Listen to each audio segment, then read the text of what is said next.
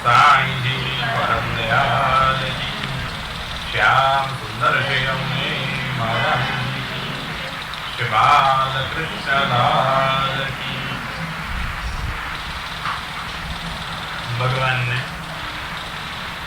अपनी ही आनंदमयी लीला के लिए सारा विश्व का सृजन किया। आप भी विश्व के रूप में परिणत हो गए, बन। ये परिणत होना यह है परिणाम प्राप्त करना। ये परिणाम जैसे बच्चे स्कूल कॉलेज में पढ़े और इन लोग की परीक्षा हो, बाद में जो दिखाया जाए ऐसा परिणाम नहीं होता है।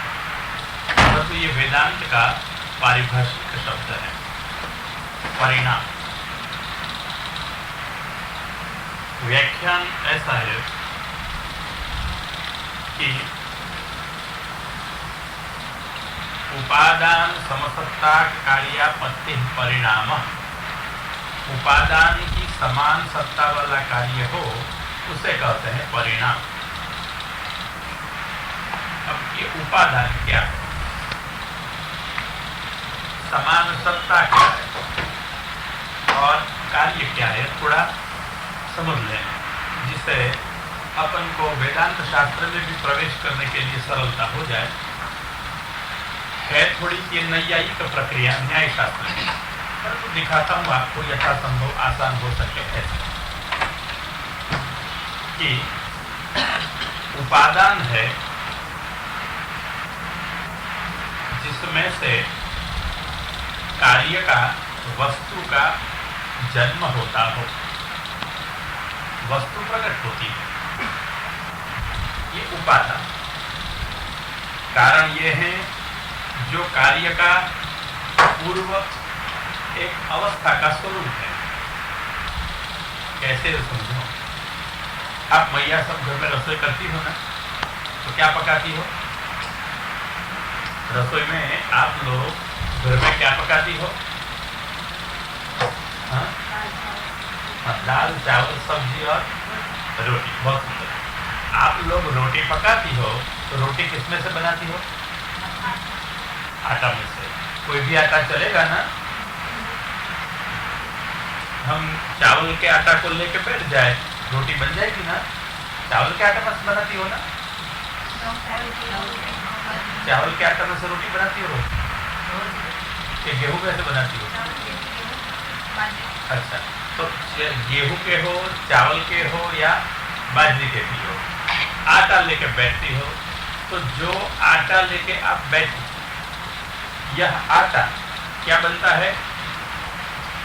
आपकी रोटी जो है, रोटी जो बनाती हो वो रोटी कार्य है, और ये कार्य जिसमें से बनता है वो कारण है।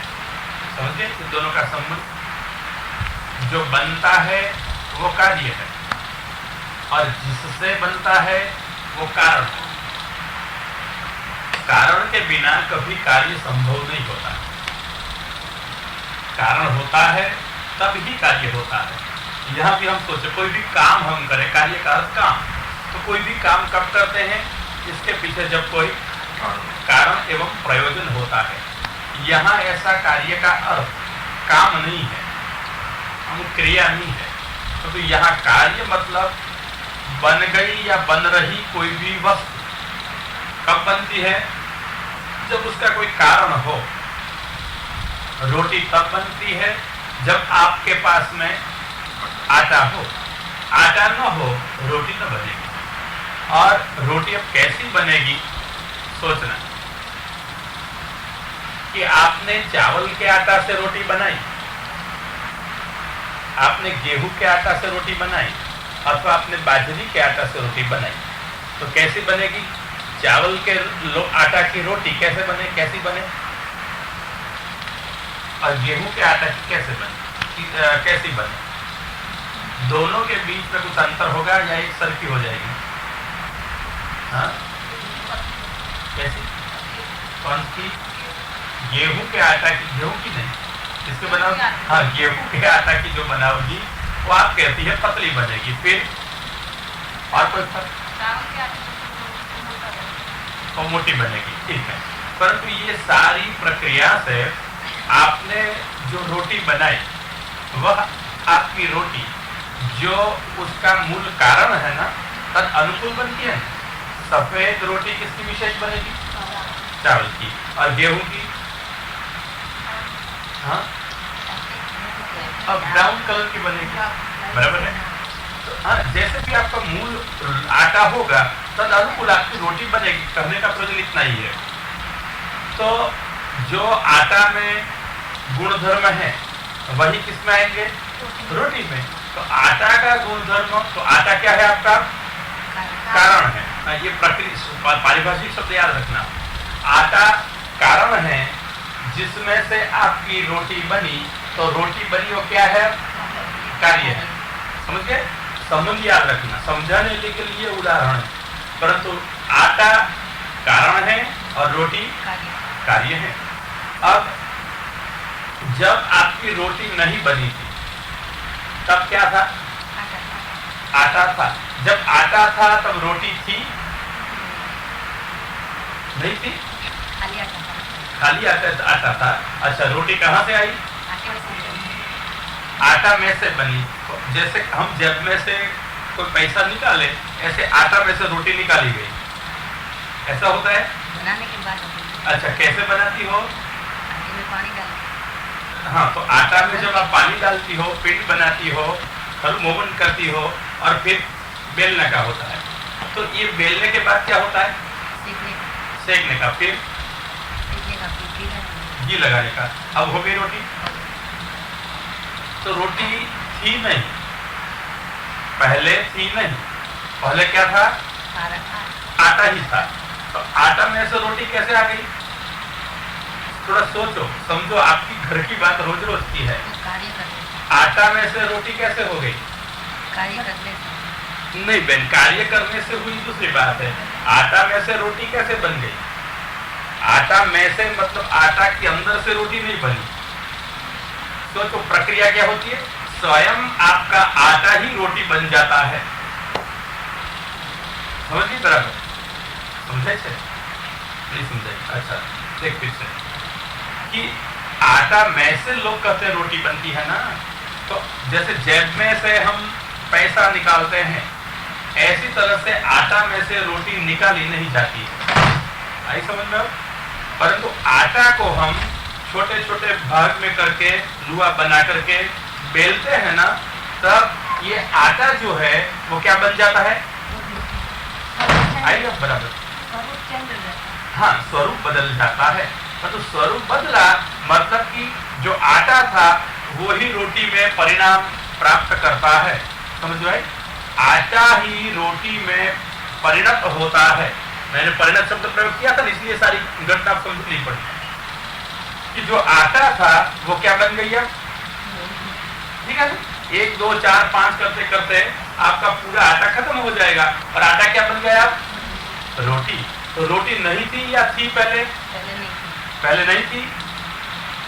जब आटा ही था, बेली नहीं थी, सेकने की बात तो बात की है, तब रोटी नहीं थी? पहले नहीं थी। और बाद में कहां से आई? बनाने से। कहां से? वही आटे में से कि आटा ही रोटी बन गया? नहीं, आटे में से।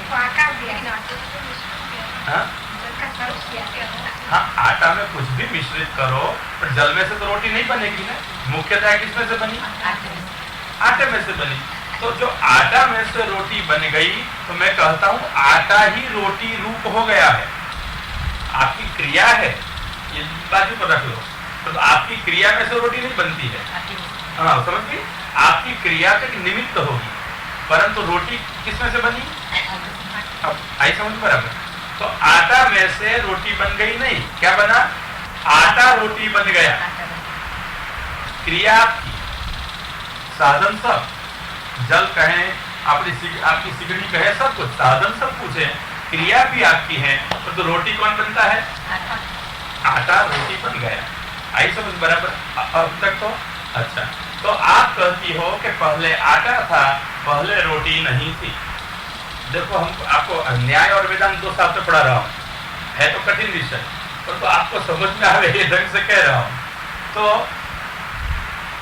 ये जब आपका आटा रोटी रूप हो गया, अब तो शब्द बराबर समझ गए ना, आटा क्या बन गया, रोटी रूप बन गया या रोटी बन गया। तो आटा कारण है और रोटी कार्य है। तो आप कहते हो जब आटा था तब रोटी नहीं थी, मैं कहता हूं आटा था तब भी रोटी थी। समझिए बराबर मेरी बात, आपको देखने में नहीं आएगी, परंतु वही रोटी बनी कहां से, आटा ही रोटी बन गया। तो अगर आटा में रोटी न होती तो बनता कैसा, समझ के बराबर ये मेरी बात, जरा गौर से सोचना कि अगर आटा ही रोटी है, आटा ही रोटी बन गया, तो जब आटा था तब रोटी थी, आकार नहीं दिखता था। आटा और रोटी कितना अंतर है, रोटी खाते हो ना भाई, तो आटा और रोटी में कितना अंतर, कितना अंतर, मेरा प्रश्न इतना है, आटा और रोटी में अंतर कितना, अच्छा ये बहन ऐसा कहती है कि आटा कच्चा है और रोटी पक्की है। अच्छा बहन जी, आपने छोटे छोटे गुल्ले बनाए और वो बेल दी, बेलने के बाद क्या कहते हो ना, बेलने के बाद क्या कहा जाए उसको, सेकी नहीं है अभी, बेल लिया आपने, फिर क्या है वो जो बेली वो क्या बोलते हो, हाँ वो रोटी है। तो कच्ची भी रोटी होती है या नहीं होती, कही जाए नहीं, तो जो बेल ली फिर क्या बोलते आप उसको, रोटी बेल बेल कर रखी, तो रोटी बोलती हो या आटा बोलती हो, रोटी बोलती है आप सब। तो बेलने के बाद भी क्या है, रोटी, पकाने के बाद भी क्या है, रोटी। तो जब आपने बेल दी तब तो रोटी हो गई है, पाछे पकाने की प्रक्रिया तो भोजन योग्यता के लिए है।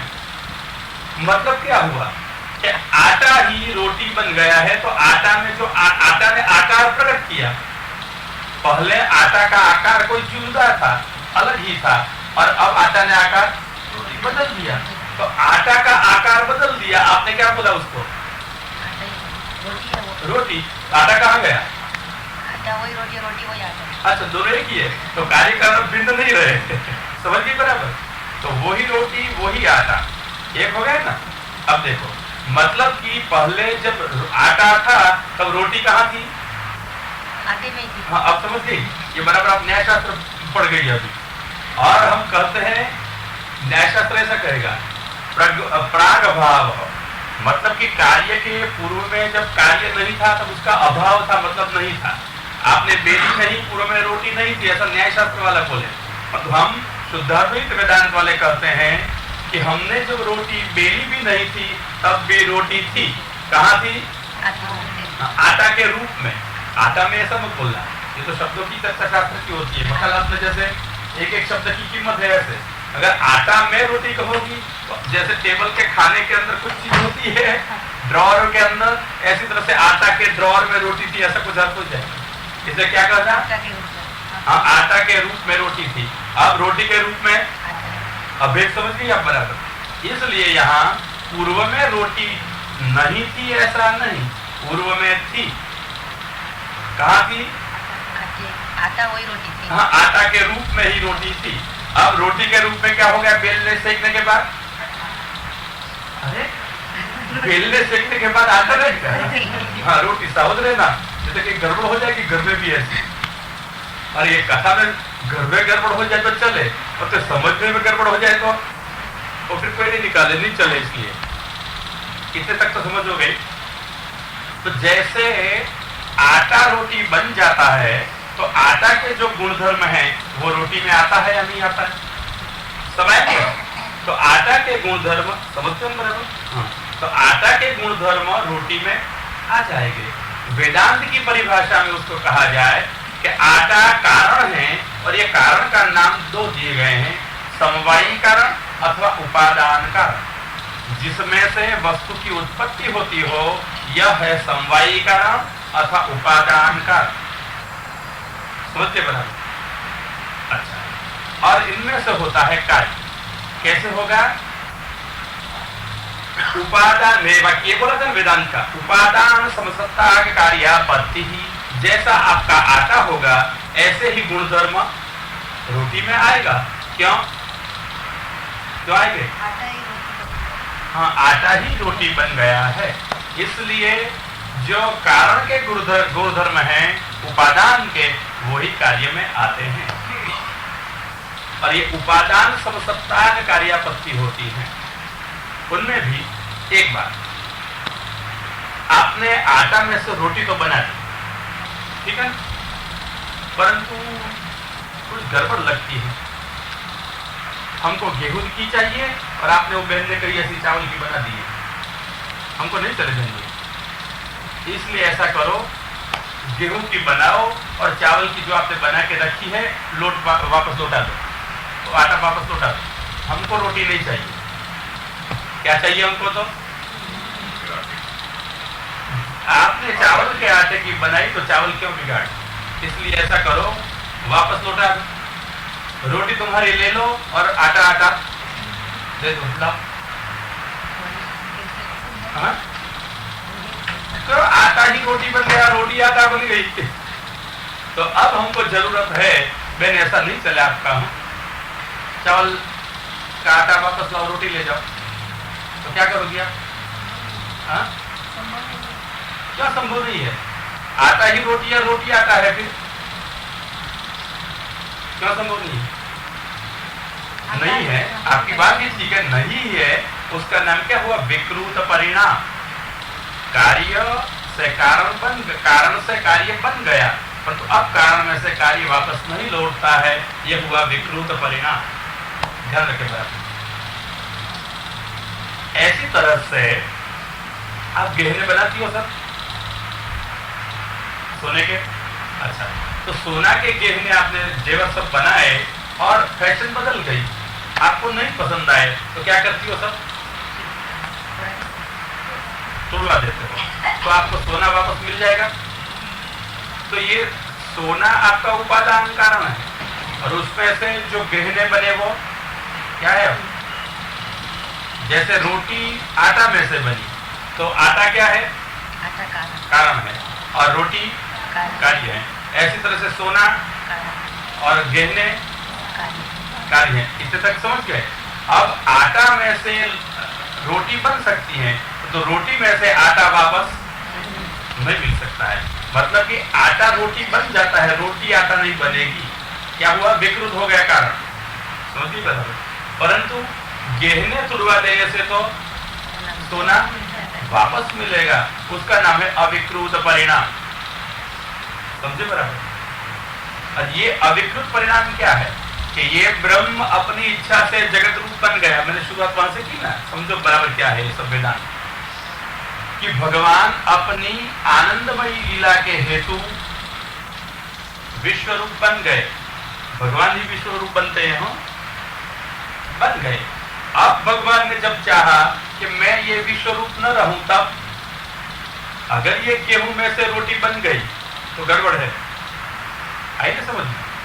जैसे आटा में से रोटी बने, परंतु रोटी का आटा पुनः नहीं बन जाए, और आटा रोटी बन सकता है, तो विकृत परिणाम हो गया।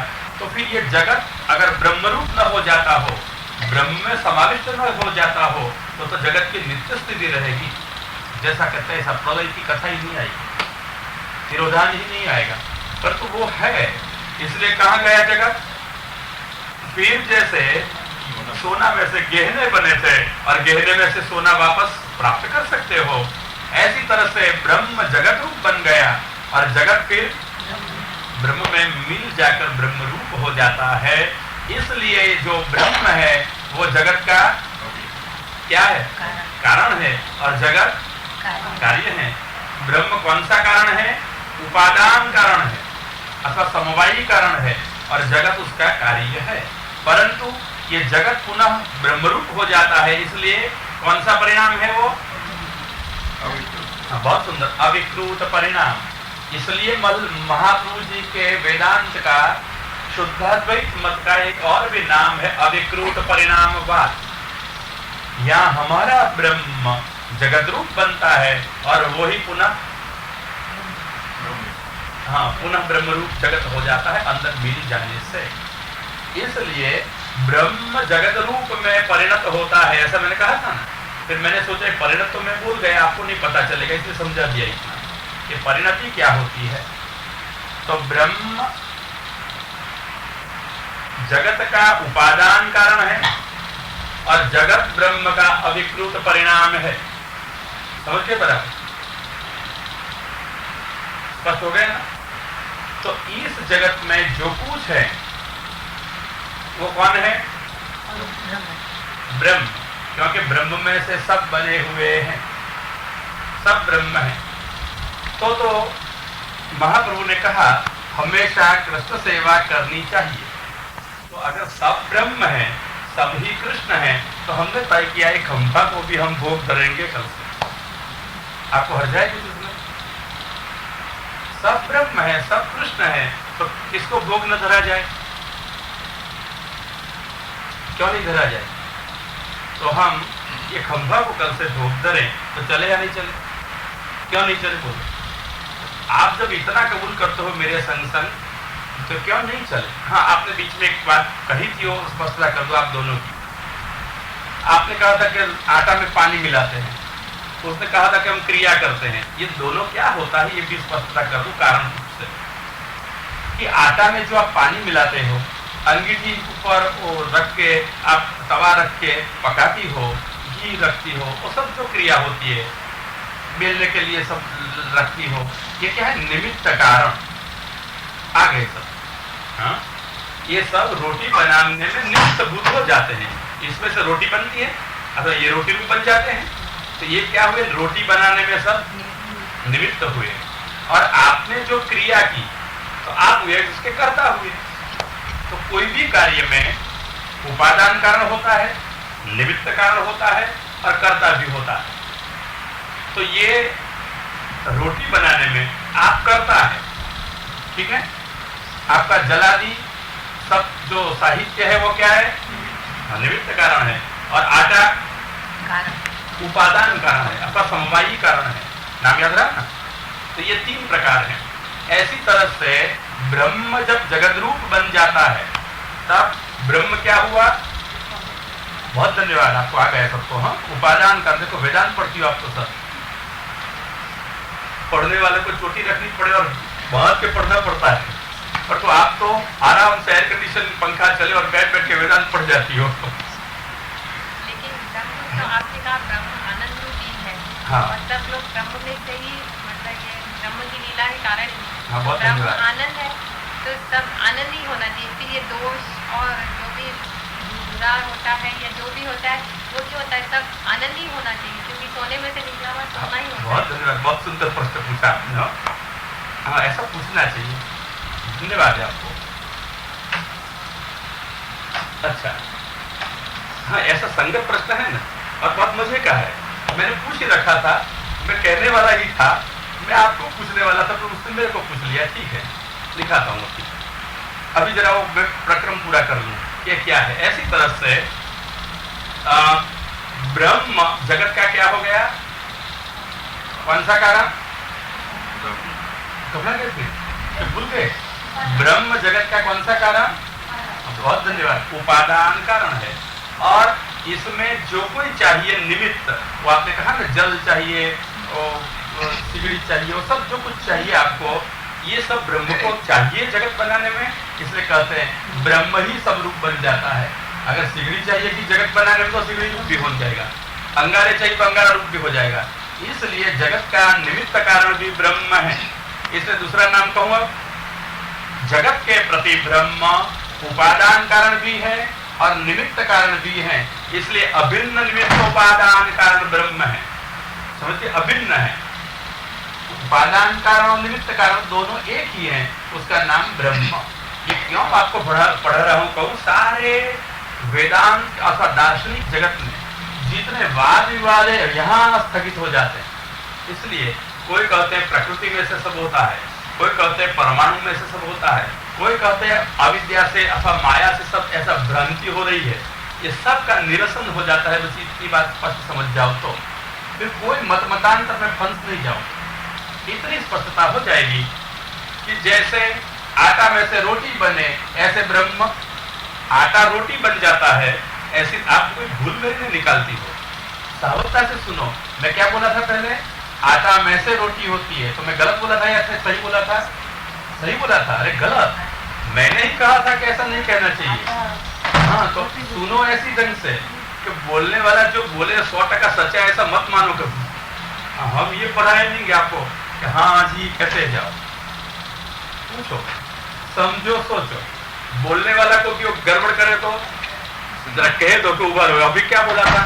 अभी मैंने आपको कहा था ना कि आटा में से रोटी नहीं होती है, आटा रोटी होता है। हाँ, तो मैंने जब आटा में से रोटी होती कहा, तब आपने कहा हाँ कई सब ने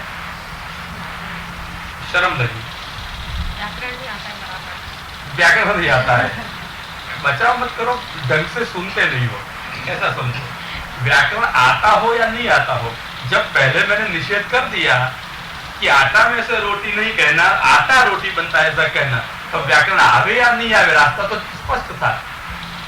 फिर बचाव करने की अच्छी दलील तो अच्छी है, तो फिर बचाव की है, बहाना है, समझ गए? सावधता से नहीं सुनते हो, इसकी निशानी होती है, इसलिए सावधता से सुनो। अब आटा रोटी बन गया ना, अच्छा, तो आटा क्या हो गया? क्या हुआ? हाँ, धन्यवाद, उपादान कारण। ऐसी तरह से ब्रह्म जगत रूप बन गया तो उपादान कारण। परंतु जैसे आपको रोटी बनाने में जल, सिगड़ी आदि चाहिए, वो सब क्या है? निमित्त कारण। तो यहाँ ऐसे निमित्त कारण अगर कोई हो तो ये दूसरा कोई नहीं, स्वयं ब्रह्म ही है। इसलिए जगत के प्रति ब्रह्म उपादान कारण भी है और निमित्त कारण भी है। तो दोनों कारण के भिन्न न होने से ये वाद का नाम है अभिन्न निमित्त उपादान कारणवाद। एक ही ब्रह्म है, मतलब यहाँ प्रकृति नहीं चाहिए, परमाणु नहीं चाहिए, समझे ना आपको?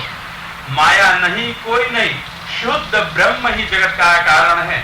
उसको नाम कहते हैं ब्रह्मवाद। ये भिन्न भिन्न नाम याद रखना, क्या कहते हैं उसको? ये ब्रह्मवाद है। उसको ही कहे जाए अभिन्न निमित्त उपादान कारणवाद। और एक नाम क्या कहा था दूसरा? ये ब्रह्म जगत के रूप में परिणत हो गया और ये पुनः जगत रूप में से ब्रह्म रूप बन जाएगा। कौन सा परिणाम है? हाँ, बहुत धन्यवाद, अविकृत परिणाम है, इसलिए उसका एक नाम है अविकृत परिणामवाद। के बाद एक भी याद नहीं रहेगा, समझ गई? तो ये वाद ख्याल में आगे रहती है। तो ये सब वाद है, और इस वाद से अगर आप बराबर ढंग से समझ जाओगे तो कोई वाद, अपवाद या प्रवाद इसमें फंस नहीं जाओगे। अनेक वाद की चर्चाओं सुनते रहोगे, पर तो अपना ब्रह्मवाद क्या है पता चल जाएगा। इसलिए अब जगत ब्रह्मरूप है, आइए स्पष्ट समझ में। अब तीसरी एक बात रही आपकी, क्रिया हम करते हैं, तो ये जगत बनाने की क्रिया अथवा जगत रूप बन जाने की क्रिया कौन करता है? स्वयं ब्रह्म। इसलिए कर्ता भी कौन है? ब्रह्म। तो इस जगत के प्रति उपादान कारण, निमित्त कारण और कर्तृ कारण अथवा कर्ता, ये तीनों कौन है? एकमात्र ब्रह्म है। और ये मत को अच्छी तरह से समझे, उसका नाम है ब्रह्मवाद। सब ब्रह्म है ऐसा कहना, उसका नाम है ब्रह्मवाद। आई समझ वाला पर ब्रह्मवाद। वल्लभाचार्य जी ने इसलिए सिद्धांत मुक्तावली ग्रंथ में कहा है। आप ग्रंथ को जानती हो? नहीं पता है? आप सब, आपको पता है ग्रंथ का? तो महाप्रभु ने सिद्धांत मुक्तावली में इसलिए कहा, अतस्तु ब्रह्मवादेन कृष्णे बुद्धिर्विधीयता। आप ठीक ढंग से अगर ये ब्रह्मवाद समझोगे तो अंत में कृष्ण में बुद्धि करो। ब्रह्मवाद समझ के करो, क्योंकि आप ब्रह्मवाद समझते नहीं और कृष्ण में बुद्धि करते हो ना, परिणाम क्या होता है? ये सब कुछ और ही है और तुम्हारा कृष्ण कुछ और है। भारी एक विरोधाभास मन में संघर्ष जम जाता है। परंतु जब स्पष्टतया ये ब्रह्मवाद समझ लो तो सब ब्रह्म ही ब्रह्म है, सब ब्रह्म ही ब्रह्म है। तो एक खंभा क्या है? ब्रह्म है। और ये लाल ने जो पूछा उसमें क्या है? सब ब्रह्म है। फिर उसका प्रश्न है, और मेरा भी प्रश्न मैंने पूछ रखा था, तो उसने बीच में पूछा है तो वो भी ले लेंगे। अब मेरा ये प्रश्न है कि ये खंभा को मैं भोग धर सकता हूं या नहीं? सब कृष्ण है, सब ब्रह्म है, तो एक खंभा को मैं भोग धरूं या नहीं? आपका प्रश्न का उत्तर दूंगा, पहला मेरा प्रश्न का उत्तर दे दो फिर। भावना होगी तो आप बोल रहे है जी? अगर आपकी भावना होगी तो बोल रहे। अच्छा होगी, फिर धरूं? वो आपके आप धरोगी? आपकी भावना हो तो नहीं धरोगी? क्यों? मिट्टी है। आप सब ब्रह्म है ऐसा जानती हो, जगत स्वयं ब्रह्मरूप बन गया, फिर मिट्टी क्यों है? ब्रह्म जगत बना। जैसे आपने कहा था कि वो इतना ही कार्य करता है। बहुत धन्यवाद। हाँ क्या बराबर बोलिए आप, क्या कहा तूने? हाँ क्या?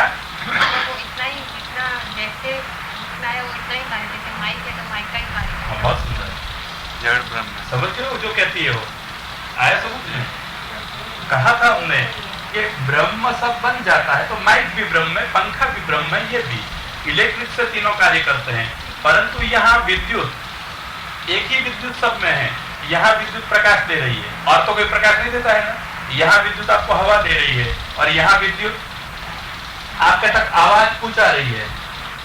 तो ये विद्युत एक ही शक्ति होने पर उसके भिन्न भिन्न कार्य प्रकट हो गए। और मैं माइक को कहूं तेरे में भी विद्युत है, तू उजाला कर दे, तो माइक करेगा या नहीं करेगा? क्यों नहीं करेगा? विद्युत। अच्छा, यहाँ मर्यादा है, समझ गए बराबर, बहुत सुंदर। अब मर्यादा का पता चल गया है ना। मर्यादा होने से जो स्वरूप में है ये ब्रह्म है, फिर भी अपनी ही स्वीकारी हुई मर्यादा से इससे अधिक कार्य नहीं करेगा, नहीं करेगा, नहीं करेगा। समझ गए बराबर है? इसलिए खंभा के रूप में ब्रह्म है, तो खंभा का जो कार्य है आधार देना इमारत को, उतना ही कार्य करेगा, अधिक कार्य नहीं करेगा। एक सामान्य नियम है। परंतु हाँ, अगर भगवान स्वयं इच्छा करे अथवा भक्त का इतना प्रबल भाव हो, भगवान ने दिया हुआ, तो खंभा में से भी भगवान प्रकट हो जाते हैं। हुए थे ना? कहाँ? नृसिंह भगवान खंभा में से प्रकट हो गए थे। ये आपकी प्रति थी, खंभा के अंदर भगवान थे, तो खंभा में किसी ने प्रतिष्ठा की थी, आओ पधारो, तो खंभा में से प्रकट हुए। मतलब भगवान सर्वत्र सर्वदा है, सब सच्चिदानंद रूप है, सब ब्रह्म रूप है। वो जब चाहते हैं तब प्रकट हो जाते हैं, तो सामान्य रूप से प्रकट होते नहीं है। इसलिए हम खंभा में उसकी पूजा नहीं कर सकते हैं, सेवा नहीं कर सकते हैं, क्योंकि वहां वो प्रकट नहीं हुए हैं। इसलिए सेवा कहाँ करनी? जहां वो प्रकट हो, जहां भगवत रूप से विराजे हो, वहां सेवा करनी। इसलिए जैसे जड़ पदार्थों की सेवा नहीं करते हैं, क्योंकि वहां भगवान होते हुए भी प्रकट नहीं, ऐसी तरह से चेतन जीव, मानव या प्राणी, इसमें भी भगवान है परंतु प्रकट नहीं है, इसलिए वहां भी सेवा का क्रम नहीं होता। सेवा का क्रम हो, उसको दुख न हो ऐसी तरह से सानुकूलता करो, ये जुदी बात है, सब अलग है। परंतु यहाँ परोपकार की कोई मुख्यता नहीं आती है, जड़ सेवा की मुख्यता नहीं आती है। अब जहां भगवान अपना मुख्यतया आनंदमय स्वरूप प्रकट करके विराजे हो, वहां सेवा करो। आई समझ में स्पष्ट? इसलिए महाप्रभु ने कहा कृष्ण सेवा सदा कार्या। कितने तक स्पष्ट हो गया आपकी? कि सबके भगवत रूप होते हुए भी, सबके भगवत रूपता का स्वीकार करते हुए भी हम सबकी सेवा नहीं करेंगे। क्यों? क्यों नहीं करोगे? भगवान सब रूप में, मूल रूप में प्रकट नहीं हो गए हैं। आई ना समझ में? इसलिए जो रूप में भगवान प्रकट है वो रूप में इतना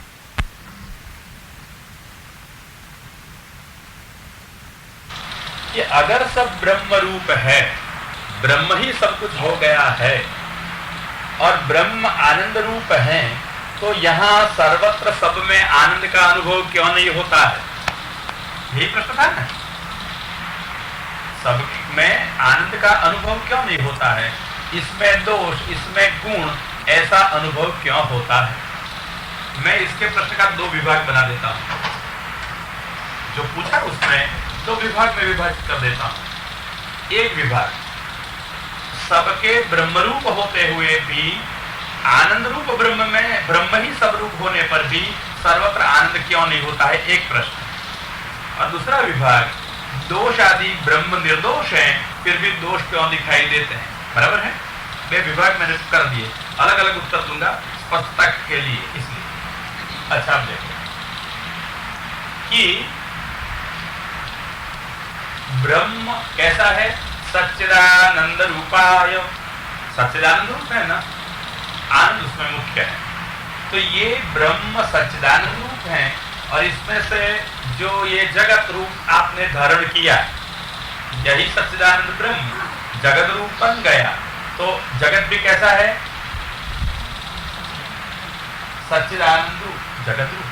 परंतु ये ब्रह्म जो सच्चित और आनंद रूप है, वो कैसे जगत रूप बनता है? प्रक्रिया मैंने भागवत कथा रात को करता हूं तब दिखाई, थोड़ी विस्मृत हो गई, मैं आपको पुनः याद कराऊं। तो जब ब्रह्म अपने अनेक रूप प्रकट करने की एवं जगत रूप प्रकट करने की इच्छा करता है, तब उसमें से अल्प आनंद तिरोहित जैसा होता है, वो जो स्वरूप बनता है उसका नाम अक्षर ब्रह्म। और वही अक्षर ब्रह्म में से क्या क्या समझ में नहीं आया? समझ में नहीं आया? अच्छा, दूध का एक भरा हुआ प्याला आपके पास में है, संपूर्ण भर दिया है, और उसमें आप मिश्री का एक टूक पधराओ, क्या होगा? ऊपर आएगा। कितना? जितना मिश्री का प्रमाण होगा इतना दूध प्याला में से अपने आप बाहर आ जाएगा। क्यों? अंदर मिश्री भी जातीय पदार्थ आए, इसलिए मिश्री की जितनी चाहिए उतनी प्याला में दूध खाली कर देगा, मिश्री की घनता के कारण। समझे? विज्ञान की छात्र कह देता हूं। तो यहाँ ब्रह्म आनंद पूर्ण है, परंतु वहां जगत रूप होने की इच्छा बीच में आ गई, तो इच्छा जितनी आई उतना ही पहला वो आनंद था, वो तिरोहित जैसा अनुभव न दे, ऐसा थोड़ा सा हो गया। और ये जो स्वरूप हुआ, दूध में जब मिश्री मिल गई तो दूध आपका जैसा था ऐसा ही रहता है या कुछ बदल जाता है? समझ गए ना? ऐसी तरह से मूल ब्रह्म का जो रूप था वो एक नूतन रूप, नूतन कार्य के लिए प्रकट हुआ, यही रूपांतर है। यही जो मूल पर ब्रह्म था वो स्वल्प आनंद उसका तिरोहित जैसा हो गया, और ये जो स्वरूप हुआ उसका नाम अक्षर ब्रह्म। सारा जगत अक्षर ब्रह्म में से उत्पन्न होता है, मूल ब्रह्म में से नहीं हो, ये ध्यान रखना। आई समझ में नहीं ये बात? अक्षर ब्रह्म ही उपनिषद कहती है, ओमिति एतद् अक्षरम अक्षरात् संभवति यह विश्वम। ये अक्षर में से विश्व होता है, अक्षर ब्रह्म में से। इसलिए महाप्रभु जी सिद्धांत मुक्तावली में कहते हैं कि तथा संसार निवृत्ति ब्रह्म बोधनम। तो संसार दुख निवृत्ति और जो ब्रह्म बोधन होता है वहां सब जीवादि अक्षर ब्रह्म के अंश हैं, ऐसा ज्ञान होता है। कृष्ण की गीता में मोहिवांश कहा है ना, परंतु यहाँ अर्थ अक्षर का होता है, मम का अर्थ, क्योंकि अक्षर और पर उसको भेदा भेद है, दाम दामी है। इसलिए अक्षर ब्रह्म अब क्या कौन सी चीज हुई? वो भी यही स्वल्प आनंद जिसमें से तिरोहित हो, ऐसा ही एक स्वरूप सच्चिदानंद रूप। आप जिसको कृष्णाक्षर में कहते हो ना, गणितानंदकम बृहत्, आता है ना? पूर्णानंदो हरिस्तस्मै, प्राकृता सकला देवा वाला श्लोक आता है ना? बोलो, नहीं आता है तो बोलो, प्राकृता सकला देवा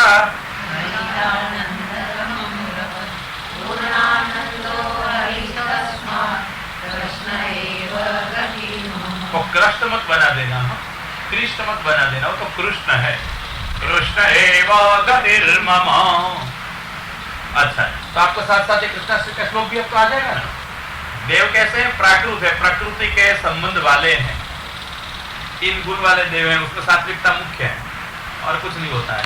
हाँ, देवों की जो कर्मेंद्रिय है वो योगमय है और ज्ञानेंद्रिय सांख्यमय है, बस इतना ही अंतर है, बाकी अंश ही है, और सब प्राकृत देव हैं, प्रकृति के संबंध वाले। इसलिए प्राकृता सकलाः देवाः, सब देव प्राकृत हैं। समझा था? फिर क्या है? गणितानंदकम बृहत्, जो बृहद है यह अक्षर ब्रह्म जो व्यापक है, बृहत, ये बृहत उसका नाम ब्रह्म, बृहत्वात् ब्रह्मणात्वाच्च ब्रह्म इति उच्यते। तो बृहत्व और ब्रह्मणत्व दो धर्म होने से उसका नाम है ब्रह्म। तो ये जो बृहत्व धर्म जिसका है वो गणितानंदकम कहा ना, तो जिसका आनंद गिना गया है वो गणितानंद है। नहीं कि बच्चे जो 1 + 1 2 करते हैं वो गणित, वो गणित का जो आनंद या गणित में से गिनने में से जो आनंद आवे वो गणितानंद नहीं है। कौन सा आनंद है? तैत्तरीय उपनिषद की आनंदवल्ली में जो आनंद गिना गया, सएको मानुष आनंद, मैंने गिनाया था मनुष्य का आनंद को एक दफा दिखाया था यूनिट लेकर के, याद है? नहीं याद है? तो मनुष्य का एक आनंद वहां से लेकर के स एको ब्रह्मण आनंद, उत्तरोत्तर 100 गुना आनंद गिनाते गिनाते वे ब्रह्म के आनंद तक पहुंच गए। और ये जो ब्रह्म का आनंद था वो कितना है इस ढंग से गिना गया, नापा गया, इसलिए जो गिना गया उसका नाम है गणित, गणेलु, गिना हुआ, समझे ना गणित का। तो गणित आनंदकम, गिना हुआ जिसका आनंद है, उपनिषद में निरूपित कर दिया गया, नाप लिया गया, ऐसा जिसका आनंद है उसका नाम अक्षरम ब्रह्म, बृहत, समझिए बराबर। फिर आगे क्या है? पूर्णानंद, परंतु हमारा जो कृष्ण है, हरि ही कृष्ण, उसका आनंद कितना है? पूर्णानंद। उस प्याला में जब तक आपने मिश्री नहीं डाली थी तब तक जो स्वरूप था वो पूर्णानंद, मिश्री डालने से थोड़ा दूध कम हो गया, ये अक्षर ब्रह्म बृहत। इतनी समझ में आई? अच्छा, तो अब ये अक्षर ब्रह्म से सारा जगत उत्पन्न होता है, जीव भी उत्पन्न होते हैं वहां से और जड़ पदार्थ भी। कैसे? यही जगत करने की इच्छा से भगवान का जहां चैतन्य और आनंद दो धर्म तिरोहित हो जाते हैं, अनुभव नहीं देते हैं, वहां कौन सा बाकी रहा? क्या बाकी रहा? ब्रह्म कैसा? सच्चिदानंद। और सच्चिदानंद में से चीत और आनंद दो अप्रकट हो गए, तो कितना भाग प्रकट रहा? सत। तो ये जो जड़ पदार्थ हम देखते हैं वो सब सत के कारण रहे हुए हैं, सत के आधार पे। इसलिए जहां जहां जड़ पदार्थ है वहां वहां क्या है? सत। इसलिए क्या होता है? जहां सत है वहां आनंद का अनुभव नहीं है, परंतु आनंद है सही। आई समझ में? प्रश्न तुम्हारा समझिए। तो यहाँ जड़ पदार्थ में आनंद भगवान का तिरोहित है। तिरोहित है मतलब कि है, अनुभव नहीं दे रहा है, ये तिरोहित है। वस्तु के होते हुए भी वस्तु का अनुभव न होना अथवा वस्तु की अनुभव योग्यता न होना, यह तिरोभाव। और वस्तु की अनुभव योग्यता, यह आविर्भाव। क्या लगता है? दो व्याख्या ये वेदांत में है और ये ब्रह्मवाद समझने में उपयोगी है। क्या हुआ? आविर्भाव किसे कहें?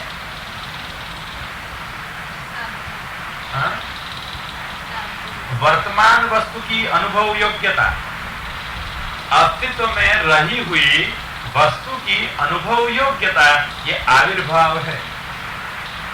और अस्तित्व में रही हुई वस्तु की अनुभव योग्यता न हो, ये तिरोभाव है।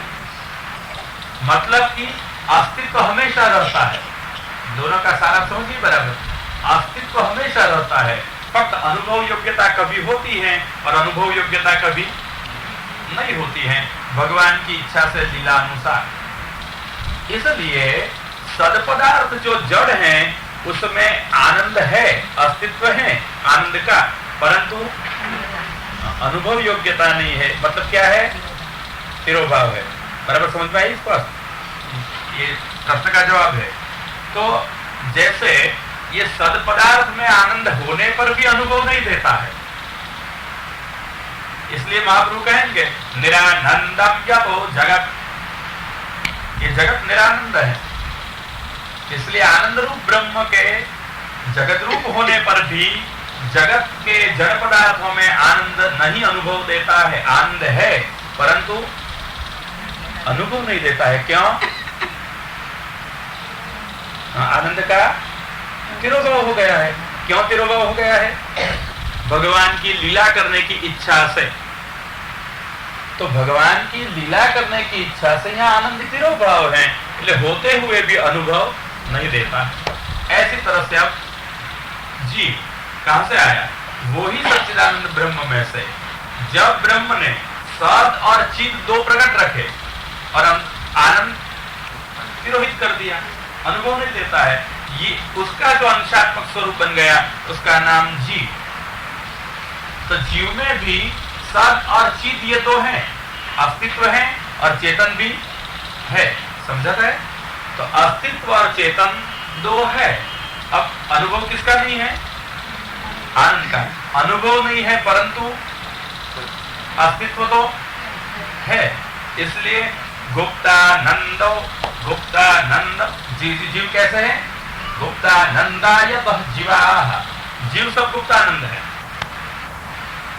समझ गए? जीव सब गुप्तानंद है, जिसका आनंद गुप्त रहा है, प्रकट नहीं है।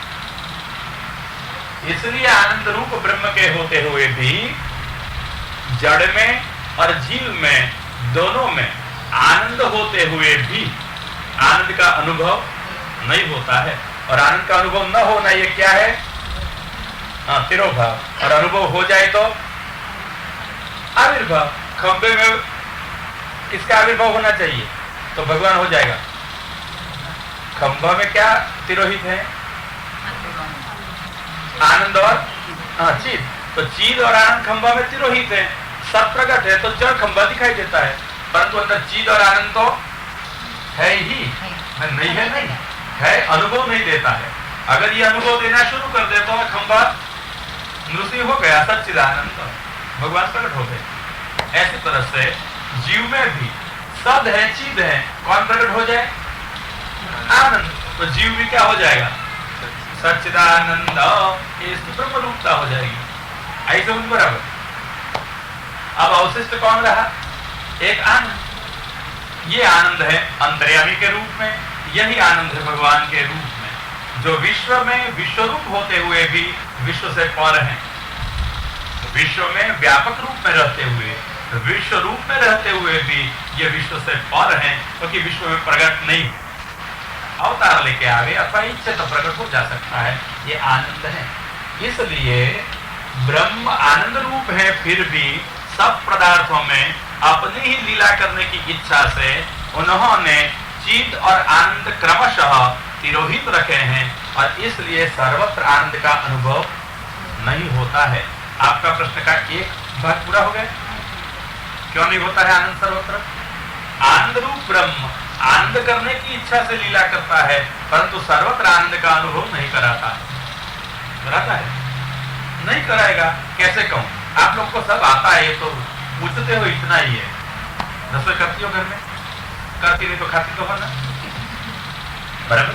अच्छा, दाल खाती हो आप? साग भी खाती हो? अच्छा, दाल में क्या क्या मसाला है? दाल में क्या क्या आप रहती हो? दाल में मिर्ची आवे भाई, बोले दो मिर्ची। फिर अच्छा, भाई कहते हैं नमक भी आवे, ठीक नमक आवे, फिर क्या आवे? हाँ, क्या आवे? हाँ, फिर क्या आवे? दाल में आप लोग पूछते हैं दाल में क्या आवे? फिर नमक तो आवे तो सही, मिर्च आवे, नमक आवे, फिर हो गई नमक और मिर्च वाली दाल चलेगी ना आपको? नहीं, फिर क्या आवे? हाँ? शक्कर आएगी या गुड़ आएगा? दाल में शक्कर डालती हो आप? हाँ, अच्छा। दाल में क्या डालती हो? दाल में गुड़ आवे या शक्कर आवे? नहीं करते हो? अच्छा, ठीक है, आप ऐसी खाती हो की दाल। अच्छा, परंतु मैं आपसे पूछता हूँ, क्या आपने ये दाल बनाई तो दाल खाती हो, ठीक है? नमक खाती हो या नहीं? अच्छा, नमक खाती है, आप दाल खाती हो? क्या बात है, आपने तो दाल में नमक डाला है, नमक कहाँ गया? नमक वाली दाल। अच्छा, तो आप ऐसे कहते हो नमक वाली दाल देना। दाल दे दो, और नमक कहाँ जाता है? हाँ? तो नमक दिखता है, न देखते पर भी कहाँ रहता है? दाल में ही रहता है। दाल में ही रहता है। अच्छा, तो दाल में नमक मिल गया, फिर दिखाई क्यों नहीं देता है? क्या नहीं दिखाई देता है? हाँ?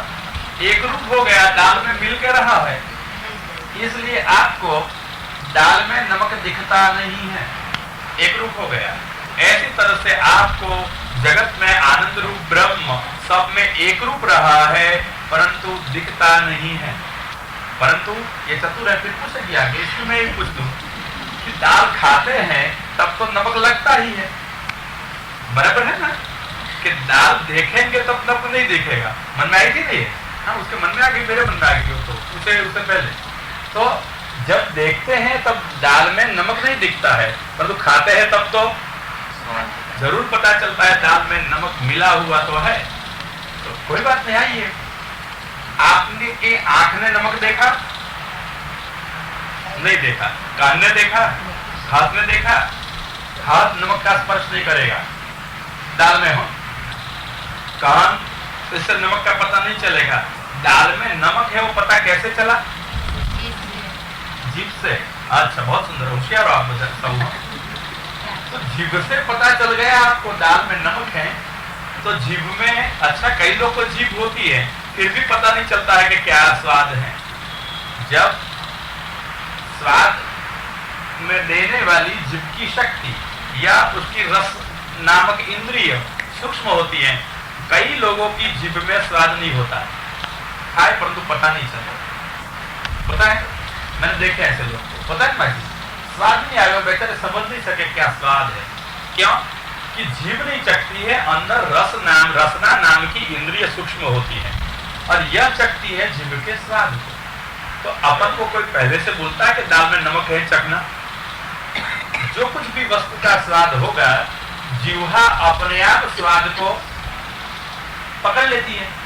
ऐसी तरह से जैसे रसना में सामर्थ्य है वस्तु के रस एवं स्वाद को पकड़ने का, ऐसी तरह से हमारा चित्त अगर प्रेम रूप हो जाएगा तो ये प्रेम वलित चित्त में, प्रेम युक्त चित्त में सामर्थ्य है। जैसे वस्तु का स्वाद जीभ पकड़ लेती है, रसना पकड़ लेती है, ऐसी तरह से सर्वत्र छिपे हुए आनंद को ये प्रेम पकड़ लेता है। इसलिए आनंद रूप ब्रह्म का अनुभव करना हो तो किससे होता है? हमारी समझ प्रेम से होता है, परंतु आप आंखों से आनंद रूप ब्रह्म को नहीं देख सकते हो जब तक ये प्रेम न हो। इसलिए आनंद रूप ब्रह्म के सर्वत्र होते हुए भी यह आनंद रूप ब्रह्म हमें दिखाई नहीं देता है, अनुभव नहीं देता है। कब तक? जब तक ब्रह्म में हमारा प्रेम नहीं होता है। जब ये ब्रह्म में प्रेम हो जाएगा तो भक्त्या माम अभिजानाति यावान यस्यास्मि यादृशा। गीता में कृष्ण ने कहा, मैं जैसा हूँ, जो हूँ, जितना भी हूँ, आप मुझको जान सकते हो। कैसे? भक्त्या, केवल भक्ति के द्वारा। न कहते हैं गीता के द्वारा, न कहते हैं वेद के द्वारा, न कहते हैं भागवत के द्वारा, न कहते हैं ब्रह्म सूत्रों के द्वारा। किसे जान जाओगे? अरे न कहते हैं गीता के द्वारा, स्वयं गीता में बोलते हैं, फिर भी कहते हैं भक्त्या। वो कहते हैं ज्ञान के द्वारा नहीं, कर्म के द्वारा नहीं, बुद्धि के द्वारा नहीं। अगर आपको भगवान जानना हो, कैसे जान सकोगे? भक्त्या। फिर भक्ति चाहे इससे आपको मिली हो, भगवान ने दी हो, किसी की कृपा से मिली हो, या भागवत जी से उत्पन्न हुई हो, चाहिए भक्ति। कौन की भक्ति? हाँ, कई लोग तो भक्ति तो करते हैं, परंतु पैसे के लिए भगवान की भक्ति करे, मोक्ष के लिए करे, ज्ञान के लिए करे, समय पसार करने के लिए करे, अथवा क्या करे, है घर में भगवान तो अपराध नहीं लगे तो करो सेवा, इसलिए करे। इन लोगों को ज्ञान नहीं होता। परंतु जो प्रेम से सेवा करे, कृष्ण के लिए ही कृष्ण की सेवा, कृष्ण की प्रसन्नता के लिए ही कृष्ण की सेवा, ये करें, इन लोग को ये ज्ञान होता है ब्रह्म का, इसके आनंद रूपता का ये अनुभव कर सकते हैं कि ब्रह्म आनंद रूप सर्वत्र सर्वदा विराजमान है और सब नहीं। इसलिए आनंद होते हुए भी भगवत लीला की इच्छा से ही आनंद अनुभव नहीं देता है। जैसे दाल में नमक के होते हुए भी नमक प्रत्यक्ष नहीं दिखाई देता है स्वाद के लिए। अगर दाल में नमक प्रत्यक्ष दिखाई दे तो समझना क्या गड़बड़ हो जाएगी। क्या हो, नमक दिखाई दे दाल में तो आप कल्पना करो, दाल में नमक कब दिखाई दे? अधिक डालिए। अधिक डालो तो दिखाई दे। हाँ, तो कितना नमक और कितनी दाल होगा? ज्यादा नमक और दाल थोड़ी। ज्यादा नमक हो जाएगा और दाल कम रह जाएगी, पानी कम रह जाएगा। तब आपको दिखेगा कि देखो नमक है, फिर दाल खा के देखो स्वाद आएगा। तो जगत में सब स्वाद आवे, लीला का आनंद एवं रस का अनुभव हो, इसलिए भगवान जगत में नहीं दिखाई देते हैं। आनंद रूप ब्रह्म होने पर, सर्वत्र सर्वदा होने पर, सर्वत्र सर्वदा आनंद प्रकट नहीं होता है।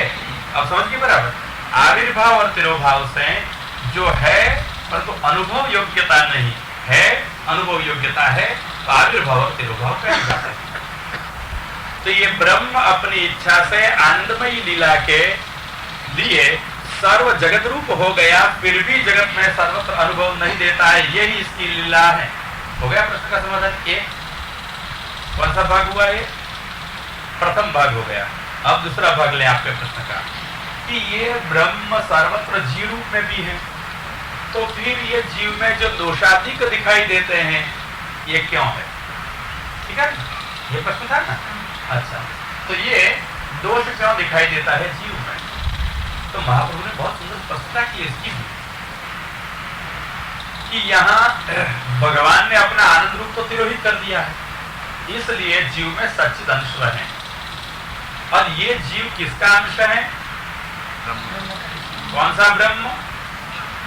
हाँ, मैंने अक्षर ब्रह्म कहा, ख्याल रखना, अक्षर ब्रह्म का अंश है जीव, चेतन है, ज्ञान उसका धर्म होता है, प्रेम ये धर्म नहीं है। प्रेम किसका धर्म है?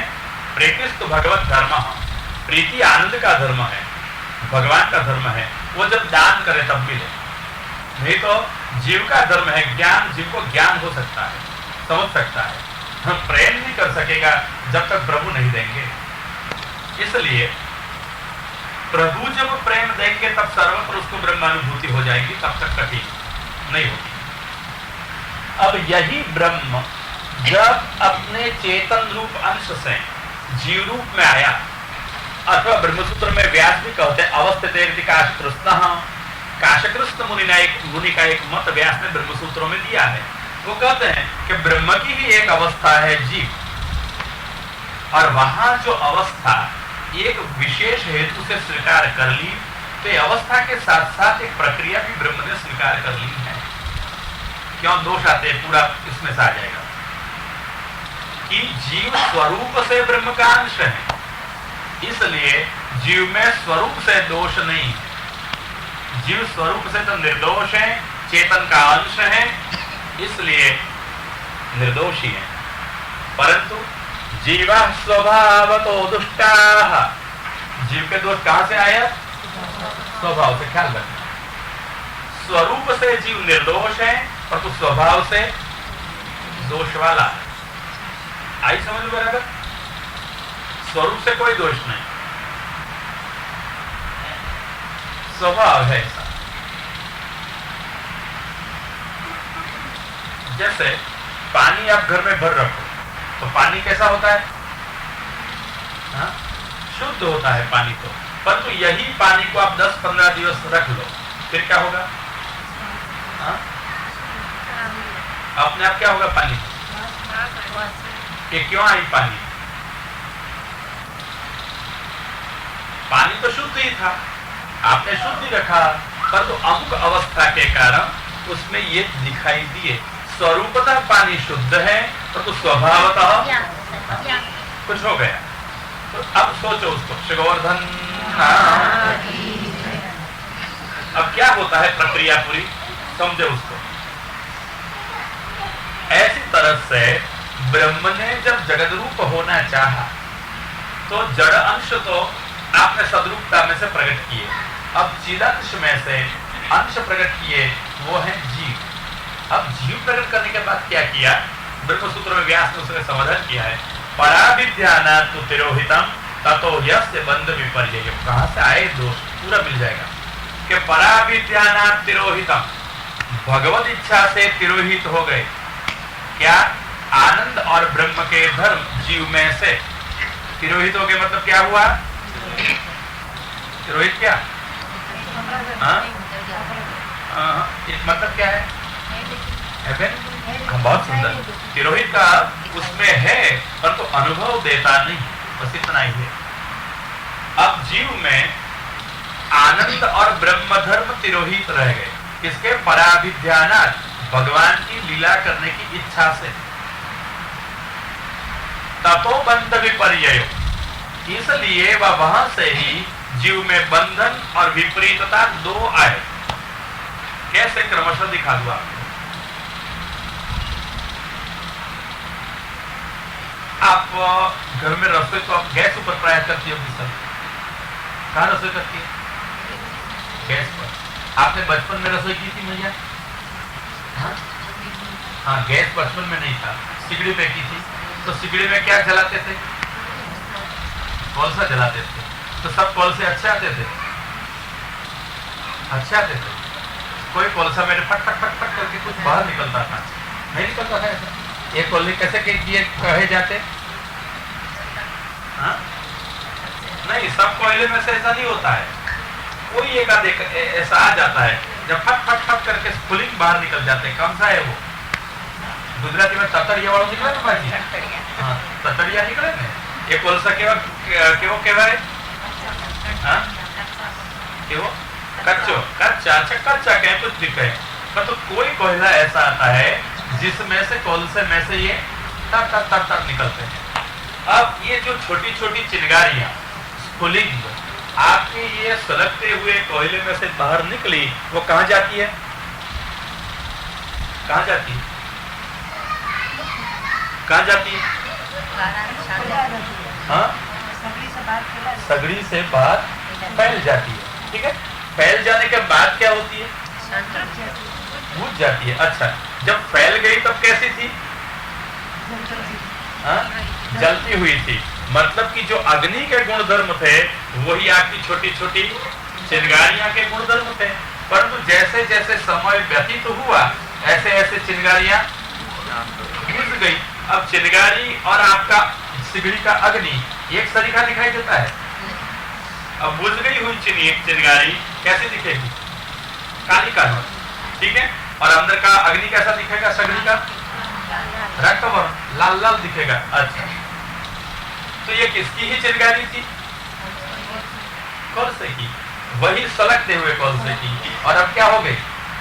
धर्म बदल गए। मतलब कि अंदर अग्नि का जो गुणधर्म था वो अब प्रकट नहीं है।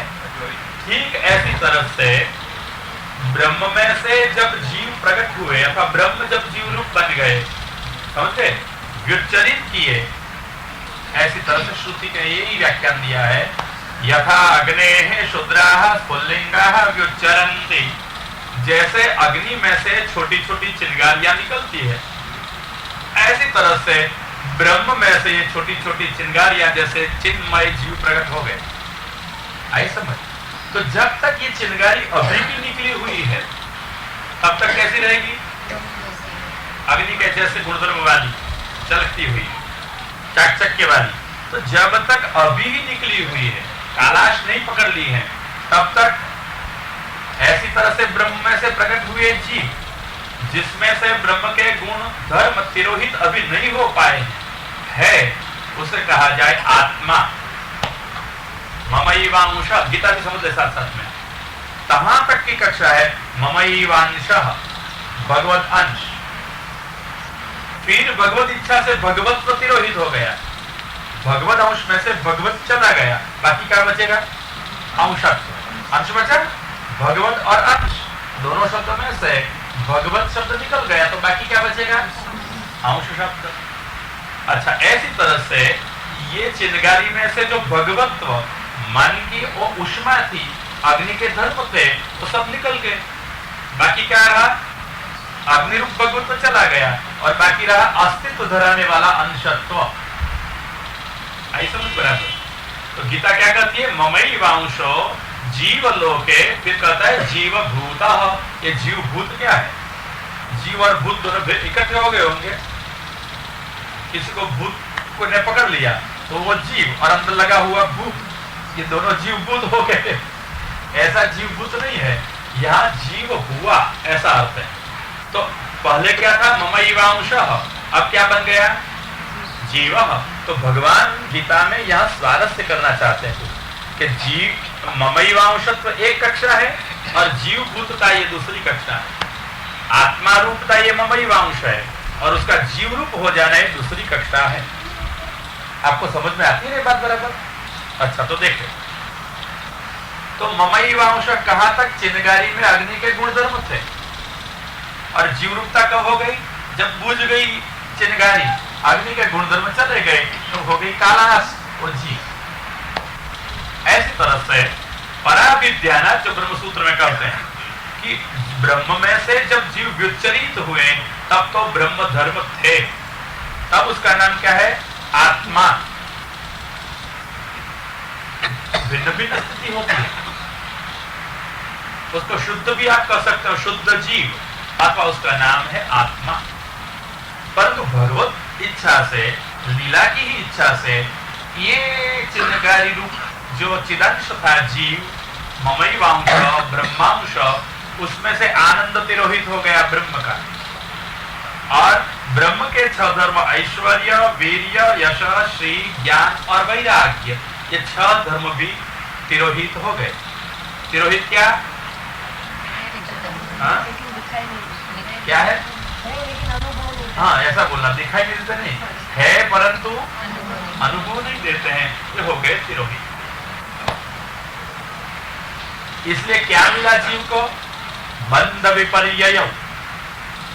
पहले 4 गुण चले गए, ऐश्वर्य, वीर, यश और श्री, इससे मिलता है बंधन। कौन सा बंधन?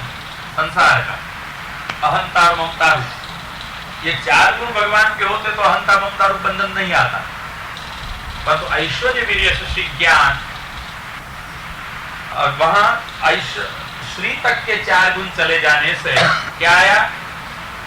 बंधन, अहंता और ममता, मैं और मेरा, तू और तेरा, ये सब मन में आ गए। नहीं तो सब ब्रह्म रूप ही था, सब ब्रह्म का ही था। और ज्ञान और वैराग्य दोनों भी तिरोहित हो गए। इससे क्या आया? विपर्यय, ब्रह्म की ओर जाने के बदले और दौड़ता है ब्रह्म की उल्टी ही और। ये विपर्यय है। हम भगवान के लिए प्रयत्न नहीं करते हैं सारे दिवस, किसके लिए करते हैं भाई? समझ गए? तो ये भगवान के पास पहुंचने का उपाय नहीं है। कहाँ चलते हैं हम सब जीव? कहाँ चलते हैं? आप लोग रोज कथा में आते हो या जहाँ काम है वहां चलते हो? हाँ, समझ जाना। क्यों? कथा तो चलती है, वो तो चला करे, हमको तो कहाँ जाना है? हमारे व्यवहार में, हमारे कमाने में, हमारे रिश्तेदारों से मिलने के लिए, भोजन के लिए, पार्टी के लिए, हम सबके लिए समय निकाल सकते हैं। कथा और सेवा के लिए समय है हमारे पास? ये तो ठीक है, थोड़ी हमको सानुकूलता मिल गई, तब कथा है तो आ गए, ठाकुर जी कृपा करेंगे तब मिले। हाँ, वो भाई कहते हैं कि ये कथा भी वो सब कब मिलेगी? ठाकुर जी कृपा करे तब। अब पार्टी में जाना हो तो कृपा की राह नहीं देख लेती हो, तो झटपट निकल जाने का। अच्छा अच्छा, बहन कहती है अधिकार नहीं है। अब सोचे सारी बातों को, पूछते चलो, सोचते चलेंगे।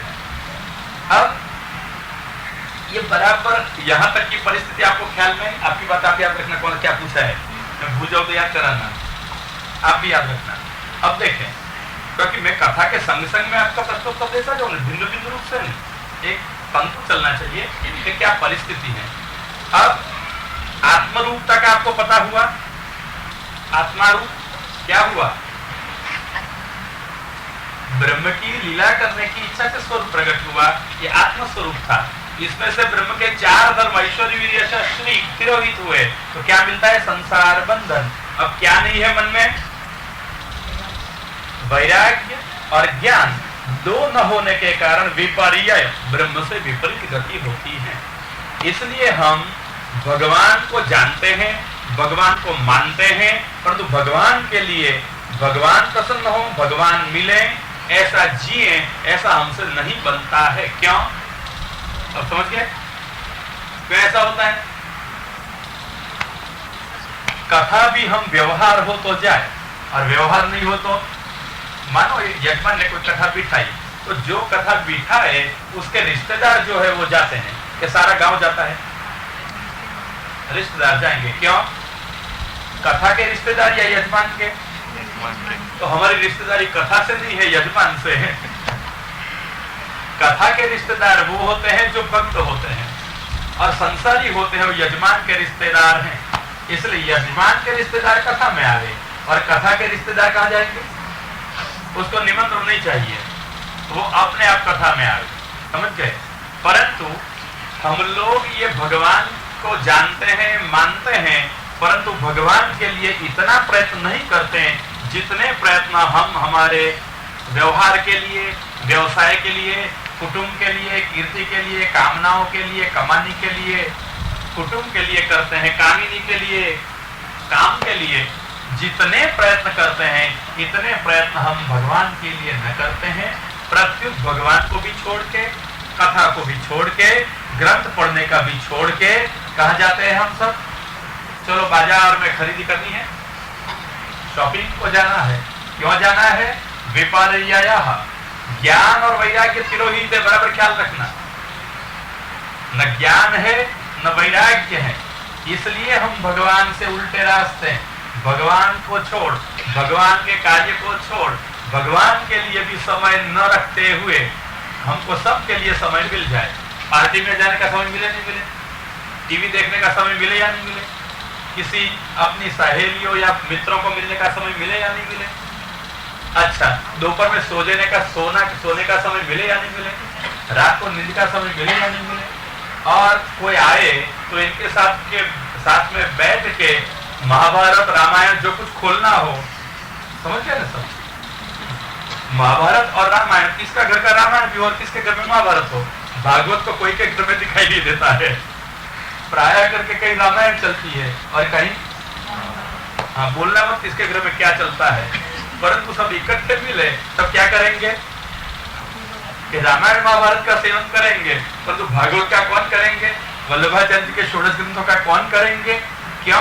विपर्यया, भगवान से विपरीत गति हो गई है हमारी सब जीवों की। क्या हो गई है?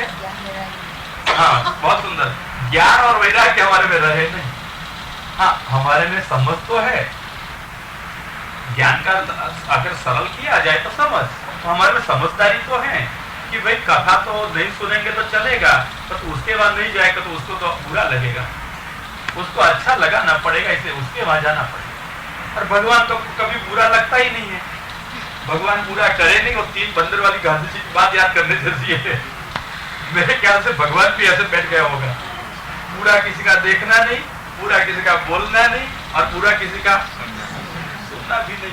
भगवान ने ऐसा अगर व्रत ले रखा होगा तो ठीक है, हमारी ओर नहीं देखेगा क्या करते हैं, परंतु ये तो कर्म फल पर जब छोड़ देता है तब किसी को बाकी नहीं रखेगा। इसलिए जीवों में जो दोष आता है वो कहां से आया? कहां से आया? अभी दोष नहीं है, ख्याल रखना, इसलिए भगवान के ऊपर मत छोड़ देना।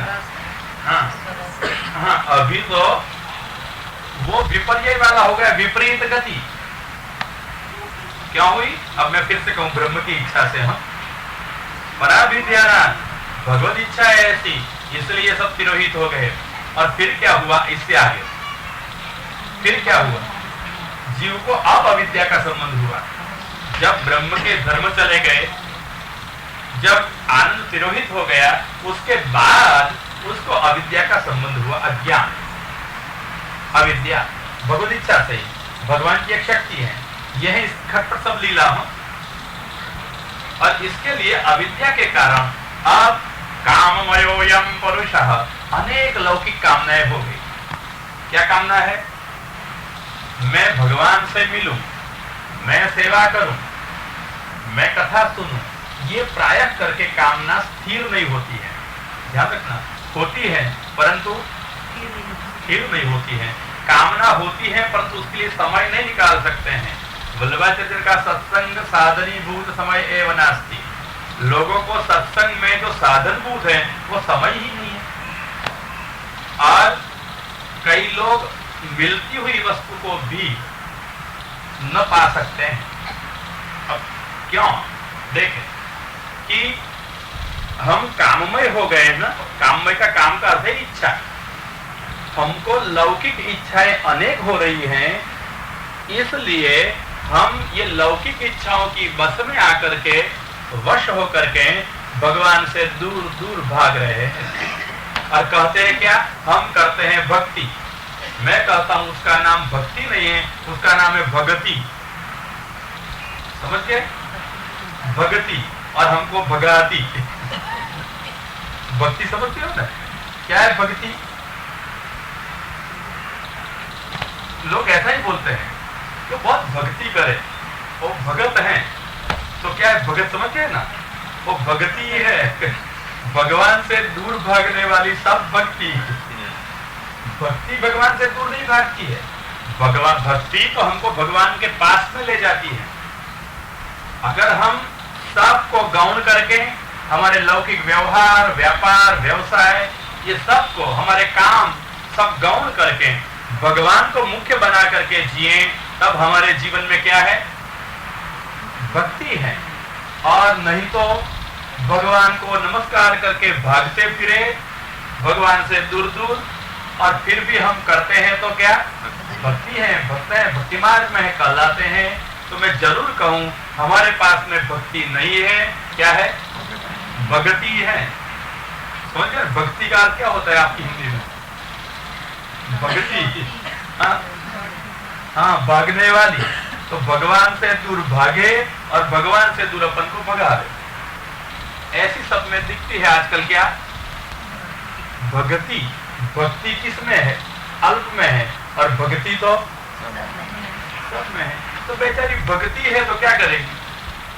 अपन भक्ति रहेगी भगवान से दूर दूर, और करने वाले को भी भगाते रहेगी भगवान से दूर दूर, क्योंकि भक्ति है। भक्ति कहाँ है? जब सन्मुख हमको करें तब भक्ति है। कल शाम को कहा था, अगर भागवत से हृदय में भक्ति उत्पन्न हुई तो क्या काम करेगी? हाँ, बहुत सुंदर। क्या करेगी? 3 दोष दूर करेगी। कौन कौन से? शोक, मोह और भय। याद आई कल रात की बात? तो अगर हमारे हृदय में भक्ति उत्पन्न हुई भक्ति बढ़ती चलती हो, तो हमारे हृदय में से शोक, मोह और भय, ये 3 संपूर्ण दूर कर देती है वो भक्ति। ये भक्ति का सामर्थ्य है, भक्ति का सामर्थ्य नहीं। भक्ति तो शोक देखेगी और भाग जाएगी। भक्ति क्या करेगी? मोह आएगा और भाग जाएगी। भक्ति क्या करेगी? भय आएगा और भाग जाएगी। तो सोच लेना, हमारी भक्ति है या भक्ति है? हम शोक, मोह और भय में भगवत परायण होकर के भगवान के अचल विश्वास पर दृढ़ रह सकते हैं कि खाली दौड़ते ही हैं। इसलिए जब लौकिक इच्छा वाला पुरुष हो गया, भगवत इच्छा से, अविद्या संबंध से, ब्रह्म धर्मादि के तिरोधान के पश्चात, तब काममयोयम पुरुष, ये कामना वाला पुरुष हो गया, और कामना इसके स्वभावांतर्गत हो गई। इसलिए जीवा स्वभावतो दुष्टाः, जीव स्वभाव से दोष वाला हो गया। स्वरूप से तो कौन है? निर्दोष है। अब ब्रह्मभूत अर्थ कैसा है? ममैवांशः, वो आत्मा है, सलगती हुई चिंगारी। और जीवभूत कैसा हो गया? काली हुई, बुझ गई, जिसमें से अग्नि धर्म चले गए, ऐसे ब्रह्म धर्म चले गए। और साथ साथ में कहूं, ये बुझी हुई चिंगारी को लेकर आप यमुना जी में स्नान करा के वापस लौटो, गंगा जी में ले जाओ, सरस्वती में ले जाओ, अरे छोड़ो त्रिवेणी में चले, तीनों साथ में मिल जाएगी। यही काली काली चिंगारी को स्नान करा के वापस आओ, कैसी रहेगी? क्या कहते हो? गंगा स्नान कराया, यमुना स्नान कराया, फिर नहीं पड़ेगा कोई? क्यों नहीं पड़ेगा? अगर ये काली चिंगारी स्वभाव से ही काली हो गई है तो क्या करोगे? अब सफेद बनानी हो, लाल बनानी हो, तो एक ही उपाय, चिंगारी को उठाओ और फिर गंगा जी में मत ले जाना, यमुना जी में मत ले जाना, सरस्वती में मत जाओ। कहाँ जाओगे? यही अग्नि के पास जहां से आई है, सौंप दो अग्नि को। समझिए ये क्या हुआ? कि बुझ गई हुई चिंगारी को पुनः सौंप दो अग्नि को। अग्नि में जैसे रख दोगी, ऐसी तरह क्या हो जाएगी? फिर स्वल्प ही समय में प्रदीप्त हो जाएगी, अग्नि के गुण धर्म आ जाएंगे। समझ गई? फिर अग्नि से निकली हुई चिंगारी को अग्नि में रख देना, ब्रह्म से प्रकट जीव को पुनः ब्रह्म लेना, क्या अर्थ है उसका? ब्रह्म संबंध। समझ गए? तो जीव में आए हुए ये सारे स्वभावादिगत दोष जो सेवा में प्रतिबंध करने वाले हैं, इनको दूर करने का एकमात्र उपाय है ब्रह्म संबंध। चिंगारी को पुनः जैसे अग्नि में रखो ऐसी तरह से। इसलिए महाप्रभु ने सिद्धांत मुक्त रहस्य ग्रंथ में कहा, ब्रह्म संबंध करणात् सर्वेषां देह जीवयोः सर्वदोष निवृत्तिर्हि दोषः पंचविधा स्मृताः। ये जो 5 प्रकार के दोष माने गए या कहे गए शास्त्रों में, ये सारे के सारे दोष दूर हो जाते हैं। किससे? ब्रह्म संबंध करने से। अग्नि में चिंगारी को रख दी, पुनः अग्नि रूपता हो जाएगी। ब्रह्म के संबंध से निर्दोषता जीव में आ जाएगी। परंतु असमर्पित वस्तु से ही ये निर्दोषता बंद रहेगी, टिक रहेगी। परंतु ब्रह्म संबंध लेने के बाद भी अगर असमर्पित वस्तु का व्यवहार, खाना पीना, पहनना, ओढ़ना, उपयोग में लेना अगर चालू रखा, तो गए हुए दोष पुनः आज जीवन में दिखाई देते हैं, जो हमको सेवा में प्रतिबंधक हो जाते हैं। हमको सेवा नहीं करना देंगे, सेवा की इच्छा भी नहीं होगी। और इसमें हम कहते हैं कृपा होगी तब होना। अब आपका प्रश्न है, अब हम क्या करते हैं? कृपा है तो सेवा होगी, कृपा है तो कथा में चलेंगे। मैं पूछता हूँ भूख लगती है तब कहते हो कृपा होगी तब रोटी होगी और खाएंगे।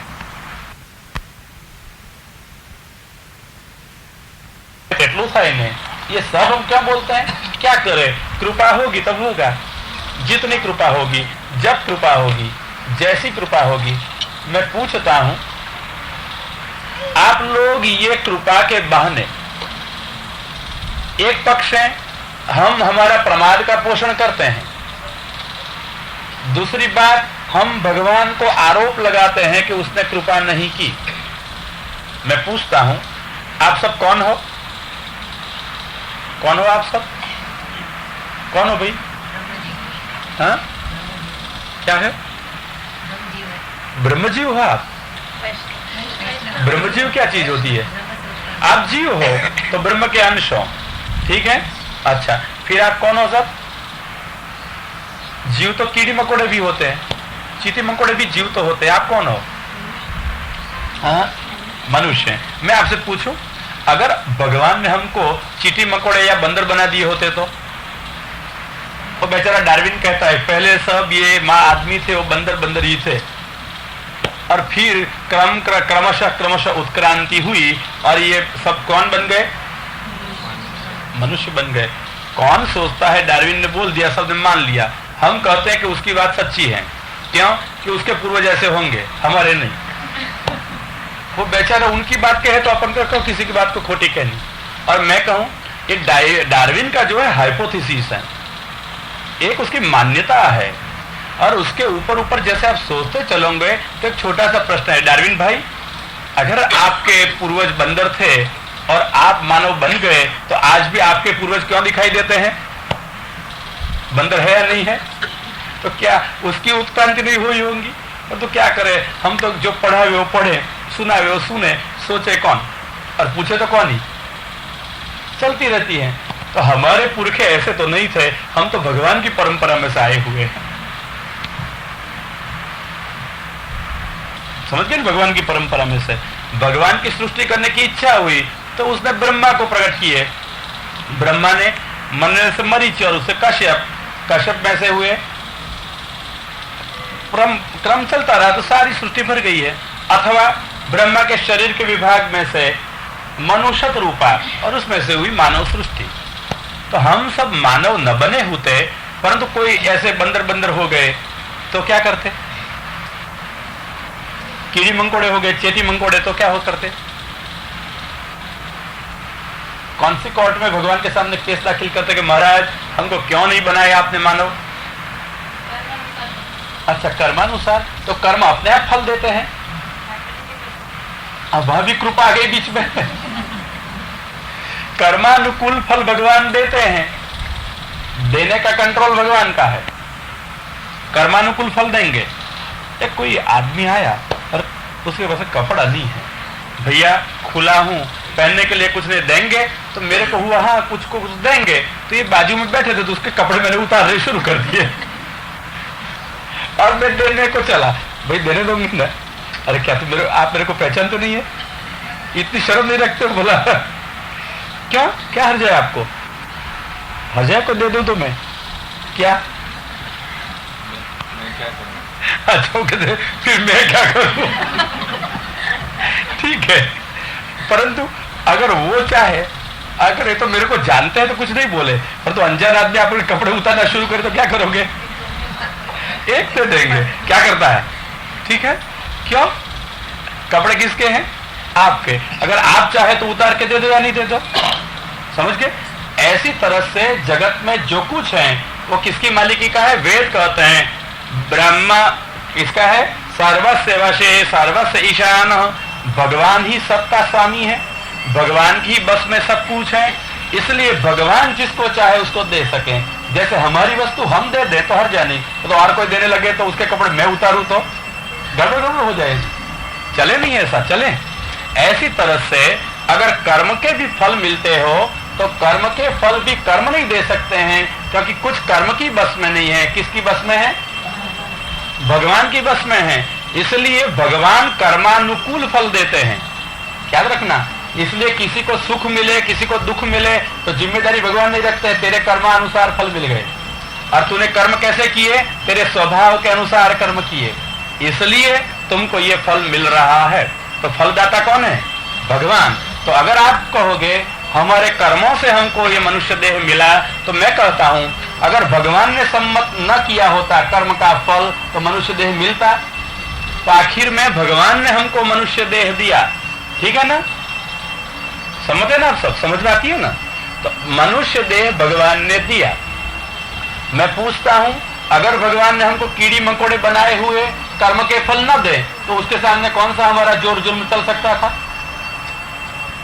कौन सा राइट हम भगवान के सामने कर लेंगे? नहीं तो हड़ताल रखेंगे भगवान के सामने, महाराज आपकी फैक्ट्री में हम उत्पन्न नहीं होंगे, जीव सब बंद कर दो। तो भगवान की फैक्ट्री में ये तुम्हारे यहां जैसे हड़ताल नहीं चले ना, चले स्ट्राइक यहाँ नहीं चले। सुल्तान का राज्य का होता है तो वो कहे ऐसा करना होगा, अगर उसके राज में रहो तो भगवान कहते मैं कहूं ऐसा सब होगा, वहां आपका कोई का गड़बड़ नहीं चले। इसलिए मैंने आपका कर्म का फल दिया, आपको मनुष्य बनाए, यही मेरी कृपा है। अब बोलो कृपा की कहाँ राह देखनी है? मनुष्य बनाए तो आप भगवान का कुछ काम कर सकते हो, मनुष्य बनाए तो आप मिश्री धर सकते हो। अगर चैटी बनाई तो क्या करते? यही मिश्री के ऊपर जाके चिपक जाते। मिश्री खाने का धंधा करते, मिश्री धरने का करते। तो मिश्री खाने की योग्यता चैटी को मिलती है, मिश्री धरने की मिलती है। तो आपको मनुष्य बनाए भगवान ने, तो मैं पूछता हूं मिश्री धरने की एवं सेवा करने की योग्यता भगवान ने दी या न दी? दी। अच्छा, तो ये सेवा करने की भगवान ने योग्यता दी, कौन से हमारे हक से दी? कौन सी हमारी पात्रता से दी? कर्मानुकूल फल तो इच्छा से देते हैं, इच्छा अवलंबन है। तो भगवान ने जो हमको मनुष्य बनाए यही क्या कर दिया है? कृपा। हो गई कृपा आपकी। कहां ढूंढने जाओगे? कृपा होगी तब करेंगे। मनुष्य बनाए किस लिए? खाने पीने के लिए, कुटुंब का निर्वाह करने के लिए, और पशुओं की जैसे बच्चों की परंपरा चले ऐसी पशुओं की परंपरा बच्चों की चलाने के लिए। हाँ, बेचारे पशु बरबस हैं, जो खाना मिलते हैं वहां तहां खा लेते हैं, वहां तहां खा लेते हैं ना, जहां मिले खा लेते हैं। ऐसी तरह से हम भी पशु की भांति जहां मिले वहां खा ले। घर में मिले तो घर में, और क्लब में मिले तो क्लब में, और पार्टी में मिले तो पार्टी में, और मंदिर में मिले तो पशु को जहां ले जाओ और जहां खिलाओ वहां बेचारा खा लेगा। ऐसी तरह से हम भी जहां मिले वहां खा ले। कौन सा धर्म है? तो इसलिए भगवान ने हमको जीवाए हैं, जहां मिले वहां खाना और जो मिले वो खाना। हाँ, तो बुद्धि रहती है तो बुद्धि से हम विवेक रखते हैं। पशु में खाना इतना ही विवेक है, किसका खाना, कैसा खाना, कब खाना, क्यों खाना, वो विवेक नहीं है। इसलिए कैसा खाना, कब खाना, क्यों खाना, वो विवेक नहीं है। उसे क्या कहा जाए? अब आप ही कहिए, समझ गई? हाँ, तो कहाँ खाना, कब खाना, क्यों खाना, कैसे खाना, ये जो विवेक नहीं है कौन है? पशु। हम कहाँ खाते, कब खाते, क्यों खाते हैं? जब जो मिल जाए और अपन को बुलावे और खिला दे तो खा लेते हैं। कौन सा धर्म है? अच्छा, पशु का है तो आप जानो, मेरे को कैसे पता चले? तो जहां तहां जाना और खाना ये तो पशु का धर्म है। और भगवान ने अगर बुद्धि दी होती तो पशु की बुद्धि पेट भरने तक और मानव की बुद्धि पेट भरने के विवेक तक। इसलिए विवेक से पेट भरते हैं, क्या खाया जाए, क्या नहीं खाया जाए, कब खाया जाए, कब नहीं खाया जाए, कैसे खाया जाए, कैसे नहीं खाया जाए। ये सब विवेक से जो करे तो कुछ विवेक दृष्टि वाला मानव हो सकता है। तो भगवान ने हमको मानव बनाए, एक कृपा, और फिर क्या दी आपने कहा? बुद्धि दी। कृपा की है नहीं तो पशु की भांति हम भी भटकते फिरते खाते। तो बुद्धि दी है, परंतु वो बुद्धि तो स्वैर विहारी करेगी, जहां चाहेगी वहां ले जाएगी। हमको सन्मार्ग पे ये बुद्धि कब ले जाए? जब ये बुद्धि को शास्त्र मिले, सत्संग मिले। शास्त्र संस्कार वाली अथवा सत्संग के संस्कार वाली बुद्धि हमको सन्मार्ग में ले जाएगी। तो हमने, भगवान ने शास्त्र दिए या नहीं दिए? ये कृपा है या नहीं? अच्छा, तो शास्त्र देने के साथ शास्त्र समझावे ऐसे लोग, गुरुजन भी दिए या नहीं दिए? तो ये भी कृपा नहीं है? अच्छा, कृपा तो सब हो चुकी, अब बाकी क्या रहा? अच्छा, ये बेटी कहती है अधिकार नहीं है। अब सोचो बहन जी, अधिकार क्यों नहीं है? हाँ, अधिकार नहीं है। अच्छा, भगवान ने आपको मनुष्य बनाए तो अधिकार वहां ही आ गया, नहीं आ गया? समझ लो बराबर। भगवान ने मनुष्य बनाए तो एक तरफ कृपा भी है और दूसरी तरफ भगवान की ओर से सोचो तो कृपा है और अपनी ओर से सोचो तो सेवा करने का अधिकार उसी क्षण मिल गया जब आप मानव बन गए। बोलो, अब अधिकार है या नहीं है? अब कौन सा अधिकार चाहिए? कृपा और अधिकार दोनों साथ साथ में कार्य करते हैं, समझ लेना। दोनों का प्रश्न, आप दोनों जैसे एक ना, ऐसी तरह से प्रश्न के उत्तर में भी एकता है। आई समझ बराबर? तो सोचो बराबर कि भगवान की ओर से एक कृपा हुई तो हम क्या बने? मानव। और मानव बने उसी क्षण क्या अधिकार मिल गया? सेवा करने का। चैंटी बने तो मैंने कह दिया आपको, मिश्री खा जाते, ऊपर लग जाते, तो तुम मानव बने तो मिश्री धरोगे। अधिकार हुआ या नहीं? चैंटी का अधिकार है धरने का। तो अब कौन सा अधिकार ढूंढने का है? जब से हम मानव बने तब से ही सेवा के लिए भगवान ने बनाए, ये भगवान की कृपा। और हम बन के मानव आए तब से ही हमारा अधिकार है सेवा करने का। मैं तो कहता हूं कि ऐसा ही नहीं कि हिंदुओं का ही अधिकार है। वल्लभाचार्य ने मुसलमानों को भी ब्रह्मज्ञान दिया है। रसखान अली खान कौन थे जिसको सानुभव था? मानव मात्र को अधिकार है सेवा करने का। प्रहलाद जी कहते हैं, देवोसुरो मनुष्यो वा यक्षो गंधर्व एवच भजन मुकुंद चरणम स्वस्ति मानस्याद् यथा वयम। देव हो, मनुष्य हो, यक्ष हो, गंधर्व हो, किन्नर हो, सब कोई भगवान की सेवा कर सकते हो। सेवा में सबका अधिकार है, भक्ति में सबका अधिकार है। कोई भी प्रकार का जीव शरीर विशिष्ट हो, ये सेवा कर सकता है। सेवा करने का अधिकार है। लोग कहते हैं अभी तो छोटे हो, बड़े हो बाद में करना। मैं कहता हूं जब से जन्म मिला तब से अधिकार है, सेवा करनी चाहिए।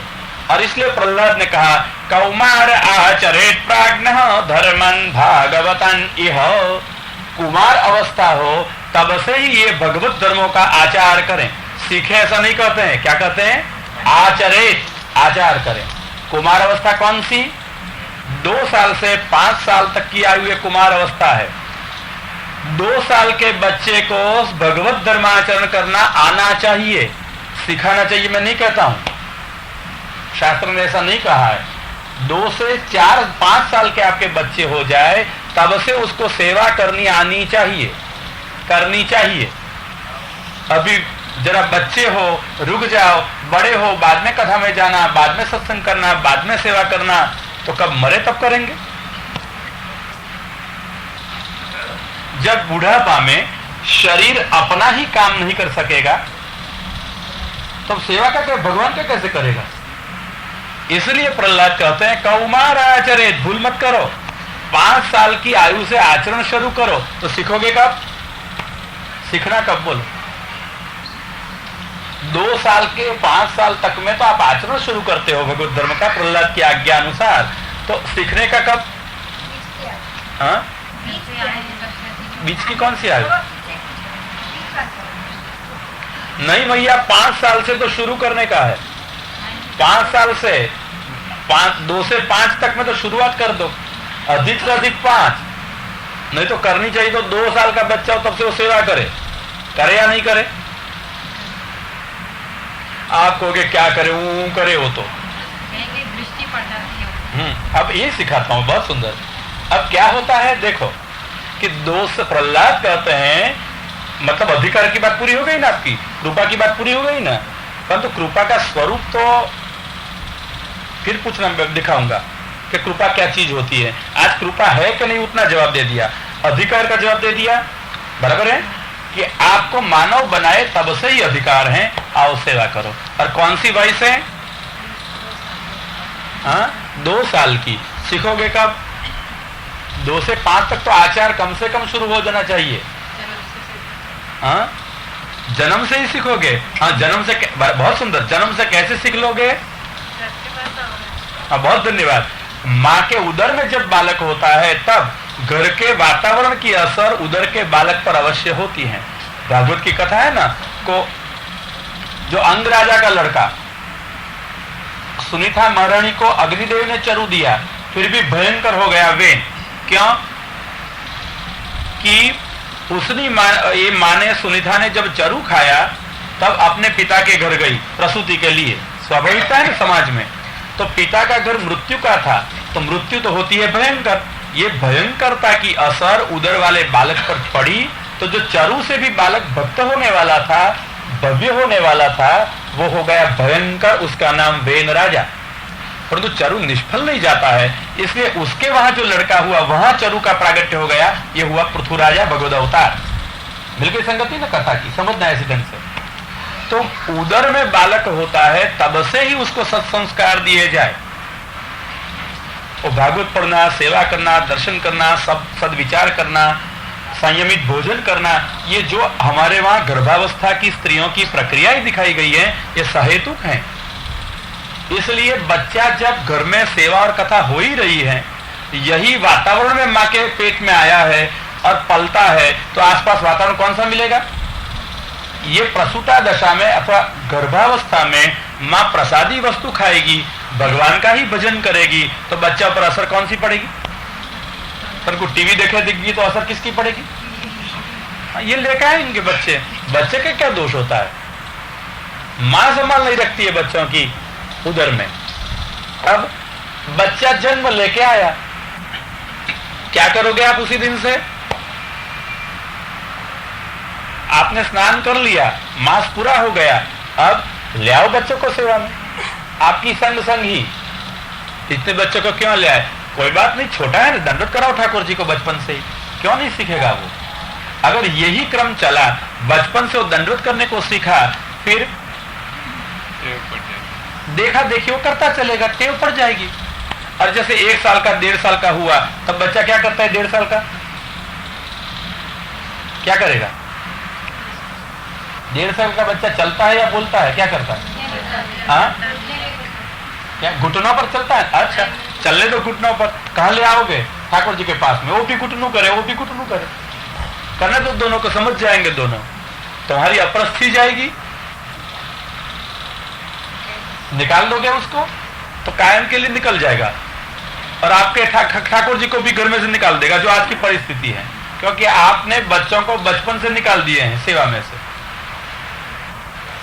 आने दो, ले जाओ।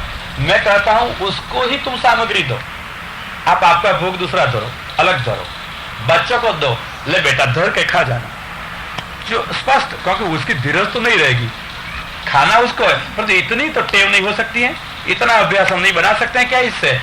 बेटा तेरे लिए है, खा जाना, धर के खा जाना, तो कौन सा दोष लगेगा?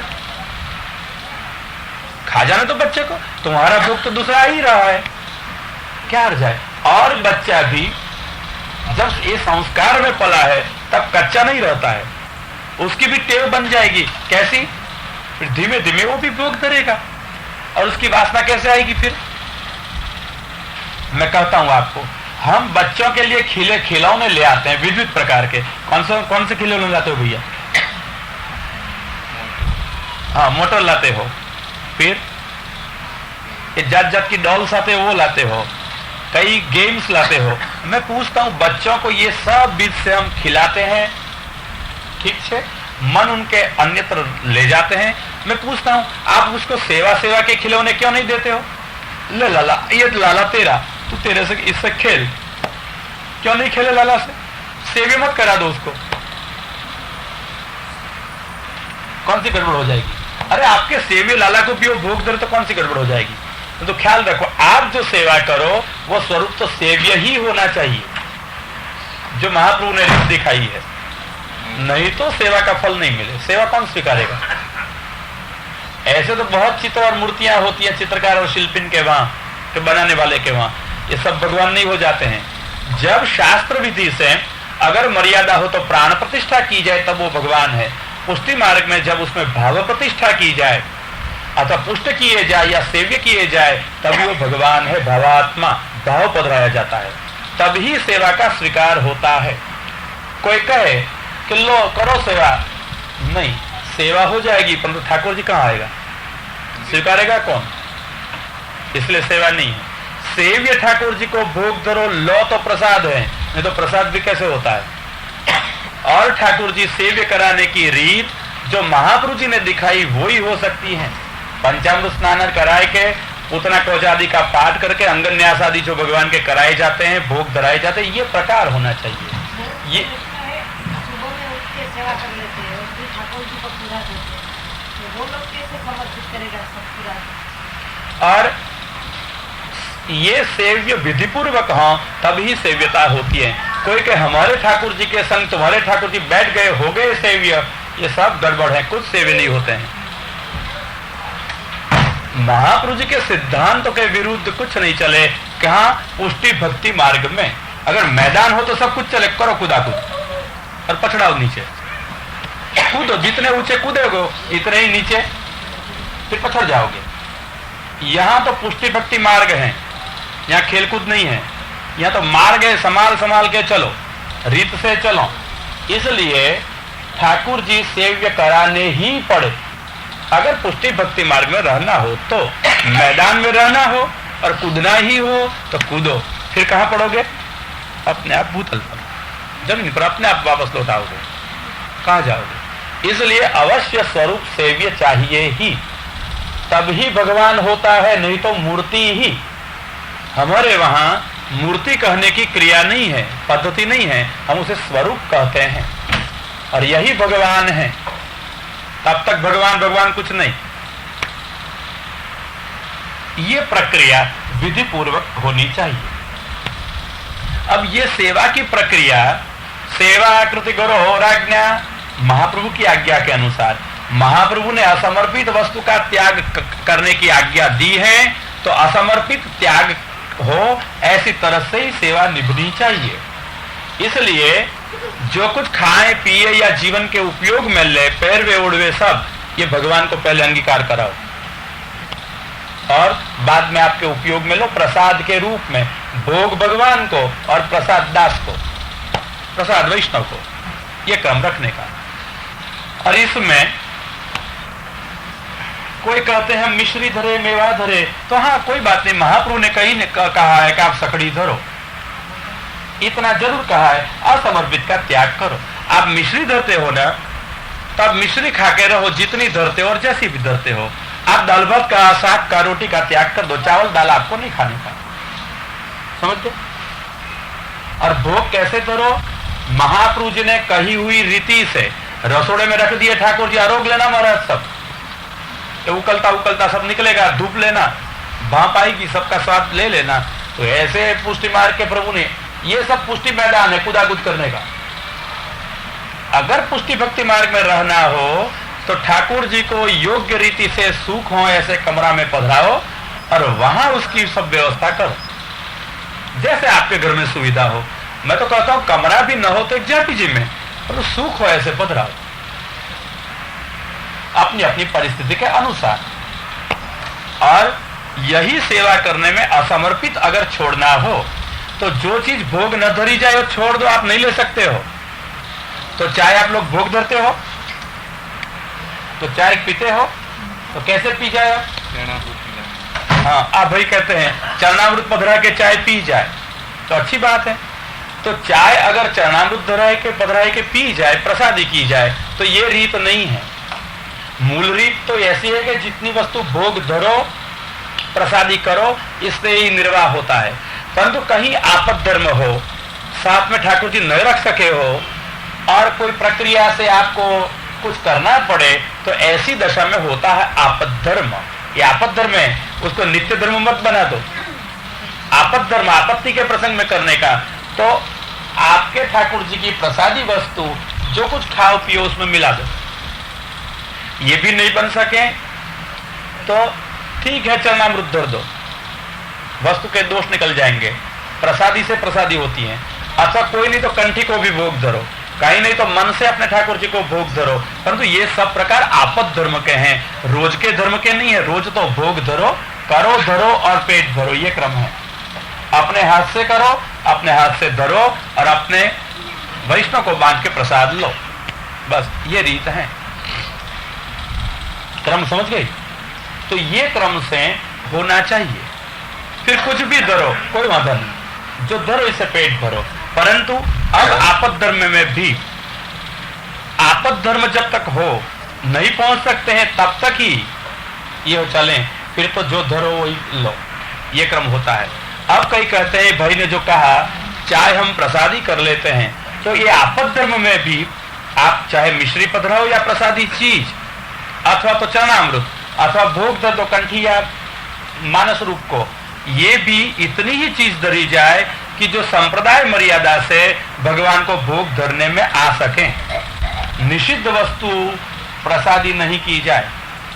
इसलिए चाय संप्रदाय की रीत से भोग में आ सकती है, तो चाय चरणामृत से प्रसादी नहीं हो सकती है। नहीं तो कल कोई कहेगा हम दारू में भी चरणामृत पधरा देगा और निराश से पी लेगा, क्या हर्जा है, हो गया प्रसादी। हाँ, तो ये रीत से सब प्रसादी करे तो सब सारा गांव प्रसादी कर लेंगे, और फिर तो जो खाओ जो पियो ले जाओ, मिल गया लाइसेंस।